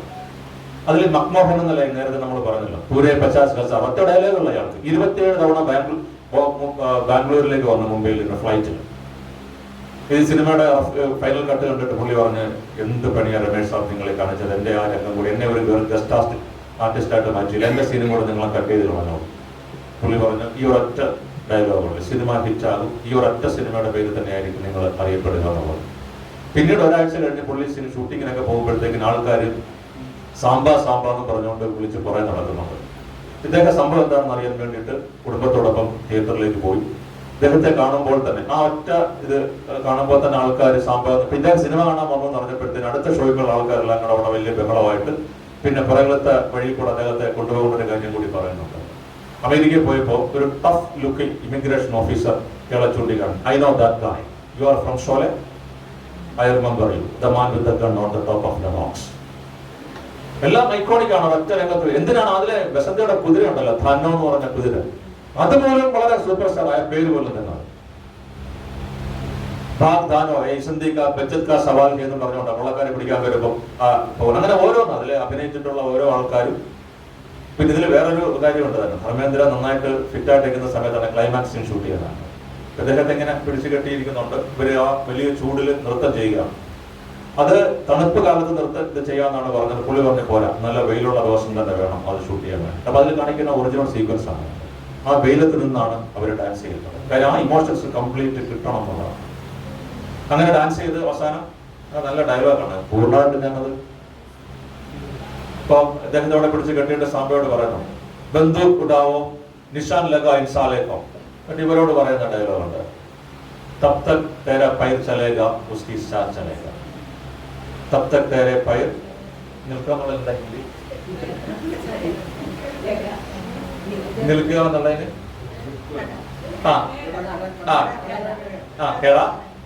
ബന്ദൂഖ് ചലേഗാ. എല്ലാം നല്ല വളരെ ക്രിസ്പ് ഷാർപ്പ് ഡയലോഗ്, ഒന്നും കട്ട് ചെയ്യാനില്ല എന്നുള്ളതാണ്. അത് കഴിഞ്ഞ് ഇവർ നൃത്തം ചെയ്തിട്ട് അദ്ദേഹത്തിന്റെ ഈ ഒരു പവർ ഇതാണ്, ആ ബെന്നിൻ ഇങ്ങനെ പിടിച്ച ബെന്നിൻ കീറി അങ്ങനെ പോവുകയാണ്. അപ്പോഴാണ് ഇവര് വന്ന് രക്ഷിക്കുന്നതും. ഇപ്പൊ ഇവര് അവിടെ ഒരു ബോക്സ് ഉണ്ട്, ബോക്സ് നിറയെ ബുള്ളറ്റാണ്. ഒരു കാല് കൊണ്ട് തട്ടിയിട്ട് വേണം അതിൽ നിന്ന് ബുള്ളറ്റ് എടുക്കാൻ വേണ്ടി. പുള്ളി അടിച്ച് കിണ്ടിയായിട്ടിരിക്കുകയാണ്, എത്ര തട്ടിയിട്ടും ഇത് തുറക്കുന്നില്ല. അവർക്കാണ് അന്ന് ഫിലിമിലാണ് ഇതെല്ലാം ഷൂട്ട് ചെയ്യുന്നതെന്നുള്ളതാണ്. അവസാനം തെറി വിളിച്ച് അങ്ങനെ കഴിഞ്ഞാൽ അങ്ങനെ പോയി. നമ്മളിത് കാണുമ്പോൾ ഇപ്പൊ ഇതെല്ലാം കഥകൾ അറിഞ്ഞ സിനിമ ഒന്നുകൂടെ കാണുമ്പോൾ അതിന് മറ്റൊരു ഡയമെൻഷൻ വരുന്നുണ്ട്. ഏതാ ഇല്ല, പിന്നെ വരുമ്പോഴത്തേക്കിന് വേറെ ഒരു രീതിയിലേക്കാണ് അത് വരുന്നത്. പിന്നെ അതിനകത്തില് മാധുക്കുട്ടി പറഞ്ഞപ്പോൾ അത് ഈ 6 track സ്റ്റീരിയോഫോണിക് സൗണ്ടിന്റെ ഒരു പ്രത്യേകത എന്ന് പറഞ്ഞു കഴിഞ്ഞാൽ അതിൽ കോയിൻ ഫ്ലിപ്പ് ചെയ്യുന്ന ഒരു സീൻ ഉണ്ടായിരുന്നു. ലാസ്റ്റ് ആണ് ഇദ്ദേഹം മനസ്സിലാക്കുന്നത്. അപ്പൊ ഇത് ടിക്ക് ചെയ്തിട്ട് ഹെഡാണെങ്കിൽ നമുക്കത് ചെയ്യാം. ഇതാണ് ആ നാണയം ശ്രദ്ധിച്ചിട്ടുണ്ട്, ജോർജ് 6ാമന്റെ തലയുള്ളതാണ്. അപ്പൊ അത് കൊളോണിയൽ പാരമ്പര്യത്തിൽ ഇങ്ങോട്ട് മാറിയിട്ടുള്ളതേ ഉള്ളൂ തന്നെ. 2 ഭാഗം തല തന്നെ വെച്ചിട്ടുള്ളത്. അത് കഴിഞ്ഞിട്ട് ഇദ്ദേഹം അത് എടുത്ത് കളയുന്ന ഒരു രംഗമുണ്ട്. ഈ 70 mm പ്രദർശിപ്പിച്ച തിയേറ്ററിൽ ആൾക്കാരൊക്കെ സീറ്റിനടിയിൽ തപ്പുമായിരുന്നു എന്ന് പറയുന്നുണ്ട്. നാണയം അതുവരെ ഒരു അനുഭവം ഇല്ല. എന്തുകൊണ്ട് ഷോലെ നമ്മൾ ഇപ്പോഴും ചർച്ച ചെയ്യുന്നുള്ളത്, ഇപ്പോഴും നിങ്ങളത് കാണുമ്പോൾ ആ സിനിമയിലെ ആ ഗബ്ബർ സിംഗിന്റെ ഓർ ആ ഒരു പ്രഭാവലയം എന്നുള്ളത് ഇത് കണ്ടിട്ടാണ് സത്യജിത് റായ് അദ്ദേഹത്തെ ശതരഞ്ജയ് ഖിലാഡിയിലേക്ക് കാസ്റ്റ് ചെയ്യുന്നത്. അപ്പൊ നമ്മൾ ഈ സമാന്തര സിനിമ അല്ലെങ്കിൽ ഈ ആർട്ട് സിനിമ എന്ന് പറയുമ്പോൾ രമേഷ് സിപ്പി ഹോളിവുഡ് വെസ്റ്റേണിനെ ഫോളോ ചെയ്തു, Satyajit Ray French new wave സിനിമകളായി. ജാൻ റെനോയുടെ സിനിമകളായിരുന്നു സത്യജിത് റായുടെ സിനിമകൾക്കുള്ള ഒരു പ്രചോദനം എന്ന് പറയുമ്പോൾ അതിലെ ഫ്രെയിമുകൾ അല്ലെങ്കിൽ അതിന്റെ മോഡ് ഓഫ് നരേഷൻ ഒക്കെ ആയിരുന്നു അദ്ദേഹം ചെയ്തതെങ്കിൽ ഇദ്ദേഹം ചെയ്തിരുന്നത്.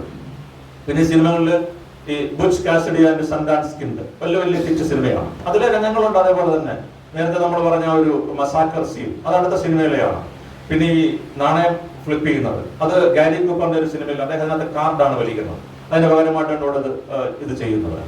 അതുപോലെ ഈ അദ്ദേഹം ധർമ്മേന്ദ്ര ആ വാട്ടർ ടാങ്കിന്റെ മുകളിൽ കയറിയിട്ട് മദ്യപിച്ച് ബഹളം ഉണ്ടാക്കുന്നത് അതൊരു ചില സിനിമയിൽ നിന്ന് അതേപോലെ തന്നെ കൊട്ടിയടിച്ചിട്ടുള്ള വേണമെങ്കിൽ നമുക്ക് പറയാം. പക്ഷെ ഇതിനെയൊക്കെ പ്രിയദർശന്റെ സിനിമകൾ നമ്മൾ കാണുമ്പോൾ അത് ഇംഗ്ലീഷ് സിനിമ കോപ്പി അടിച്ചെന്ന രീതിയിലാണ് നമ്മൾ കാണുന്നത്. അല്ല, അതിനെ പൂർണ്ണമായിട്ടും മലയാളി അല്ലെ. ഇപ്പൊ താളവട്ടം ആ സിനിമ കാണുമ്പോഴത്തേക്കിന് one flew over the cuckoo's nest രണ്ടും തമ്മിൽ വേണമെങ്കിൽ പ്രത്യക്ഷത്തിൽ ബന്ധമില്ലാത്ത രീതിയിലാണ്. അതിലെ നാരായണൻ എന്ന് പറഞ്ഞ ജഗതി വരുന്ന സീക്വൻസ് ഒന്നും അതിനകത്തില്ല, ഇംഗ്ലീഷ് സിനിമയിലില്ല അല്ലെ. ഇൻസ്പിറേഷൻ നമ്മളിപ്പോ പറയുമ്പോ അങ്ങനെയാണല്ലോ. ഈ അതിനെ ഇൻസ്പിറേഷന് അതിന്റെ സംവിധായകൻ പറയുകയും അതിന്റെ എതിർക്കുന്ന ആൾക്കാർ പറയുന്ന അങ്ങനെയാണല്ലോ, അത് അവിടെ നിന്ന് മാറ്റി എന്നുള്ളതാണ്. അതിനകത്തൊരു സംശയമില്ല. അതുപോലെ തന്നെ ഈ മെഹബൂബ എന്നുള്ള സിനിമ ഈ പാട്ട് പോലും തന്നെ ഗ്രീക്ക് അതിന്റെ സാൻഡ്രൂസോടെ സെയു ലവ് മീ എന്നുള്ള പാട്ട് തന്നെയാണ്. അതിന് അങ്ങനെ കുറ്റം പറഞ്ഞിട്ട് കാര്യമില്ല. ലണ്ടനിൽ ചെന്നപ്പോഴാണ് ഇദ്ദേഹത്തിന്റെ ഭാര്യ ഗീതയ്ക്ക് ആ പാട്ട് കേട്ടിട്ട് അത് വന്നേ പറ്റത്തുള്ളൂ. ഗംഭീരമായിട്ട് ചെയ്തു. ആ പാട്ടിനെ പറ്റി പറയുകയാണെങ്കിൽ ആ പാട്ട് വന്നേ പറ്റുമെന്നുള്ളതാണ്. അപ്പോൾ അതിന് പ്രത്യേകമായിട്ടുള്ള ഒരു ട്യൂൺ വേണം. ട്യൂൺ അതിൽ തന്നെ ഉണ്ട്. അത് എങ്ങനെ ഈ സിനിമയിൽ ഉൾപ്പെടുത്തുമെന്നുള്ളതാണ്. ആദ്യം വീരു ബസന്തി പ്രണയത്തിലേക്ക് ഇപ്പൊ ഈ ഒരു പാട്ട് ഒരിക്കലും അവരുടെ പ്രണയത്തിന് പറ്റുന്ന ഒരു പാട്ടാണ്. അതിനുവേണ്ടി പ്രത്യേകമായിട്ട് ക്രിയേറ്റ് ചെയ്ത ഒരു രംഗമാണ്. ആ രംഗമാണ് നമ്മൾ ഈ ഗബ്ബർ സിംഗിന് ആയുധം വിൽക്കാൻ വരുന്ന ഒരാളാണ് പറയുന്നത്. ഹീരാ നേരത്തെ പറഞ്ഞു. അയാളുടെ ഒരു താവളത്തിൽ നടക്കുന്ന ഒരു പാട്ടാണ്. അതെന്ന് ഈ ഹെലൻ എന്നൊരു നടിയാണ്. അന്ന് ഐറ്റം ഡാൻസ് നടിമാരെന്നൊക്കെ അറിയപ്പെടും. ഇന്നത്തെ നായികമാരേക്കാൾ നന്നായിട്ട് വസ്ത്രം ധരിച്ചിട്ടാണ് അവരന്ന് ചെയ്തിട്ടുള്ളത്. സംശയമൊന്നുമില്ല. അപ്പൊ നമുക്ക് പല ഉദാഹരണം കൂടുതൽ പറയുന്നില്ല എന്നുള്ളതാണ്.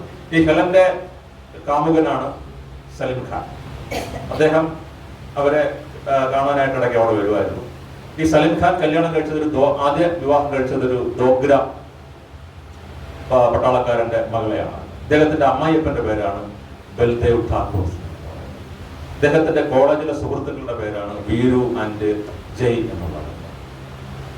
പിന്നെ അദ്ദേഹത്തിന്റെ ജയിലിലെ ബാർബർ ഉണ്ട്, രാംലാൽ ബാർബർ. ഇദ്ദേഹത്തിന്റെ വീട്ടിൽ വരുന്ന ആള് തന്നെയാണ്, അതേ പേര് തന്നെയാണ് അതിനകത്ത് കൊടുത്തിരിക്കുന്നത്. അങ്ങനെ അവര് നിത്യജീവിതത്തിൽ നിന്ന് കണ്ടെത്തിയിട്ടുള്ള ഒരുപാട് ആൾക്കാരെയാണ് അതിനകത്ത് തേക്കുന്നത്. പിന്നെ ഇദ്ദേഹത്തിന്റെ സംഭാഷണം എന്ന് പറഞ്ഞു കഴിഞ്ഞാൽ സംഭാഷണം രണ്ടുപേരും കൂടെ ഡിസ്കസ് ചെയ്ത് സീനെല്ലാം കൃത്യമാക്കിയിട്ടും അത് എഴുതുന്നത് പേപ്പറിലേക്ക് മാറ്റുന്നത് ജാവേദ് അക്തറാണ്. ഉറുദുവിലാണ് അദ്ദേഹം എഴുതുന്നത്.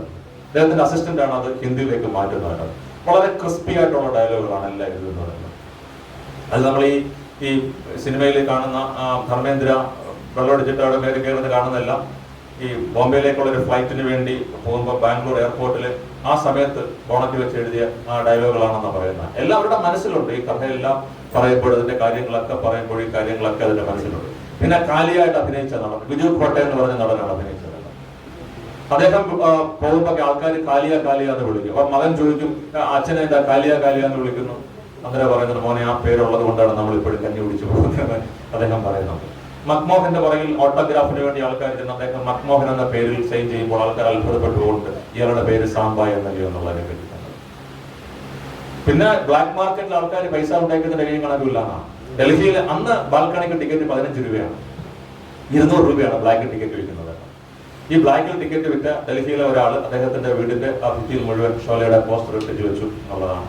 ബോംബെയിലേക്ക് ആൾക്കാർ ഫ്ലാറ്റ് വാങ്ങിയിട്ടുണ്ട്, ടാക്സി ആക്കിയിട്ടുണ്ട്, ടാക്സികളൊക്കെ ആയിട്ട്. അങ്ങനെ അതിൽ നാടോടി കഥകൾ പോലെ ഈ ഷോലയുടെ കഥകൾ ഒരുപാട് മാറുന്നുണ്ട്. പിന്നെ ആ സിനിമ കഴിഞ്ഞ് ഈ ഈഗോ പ്രശ്നം വന്നതുകൊണ്ട് സലിം ഖാനും ജാവേദ് അക്തറും രണ്ടായിട്ട് പിരിഞ്ഞു. പിന്നീട് അവർക്ക് ആ ഒരു പഴയ വിജയം ആവർത്തിക്കാൻ പറ്റില്ല.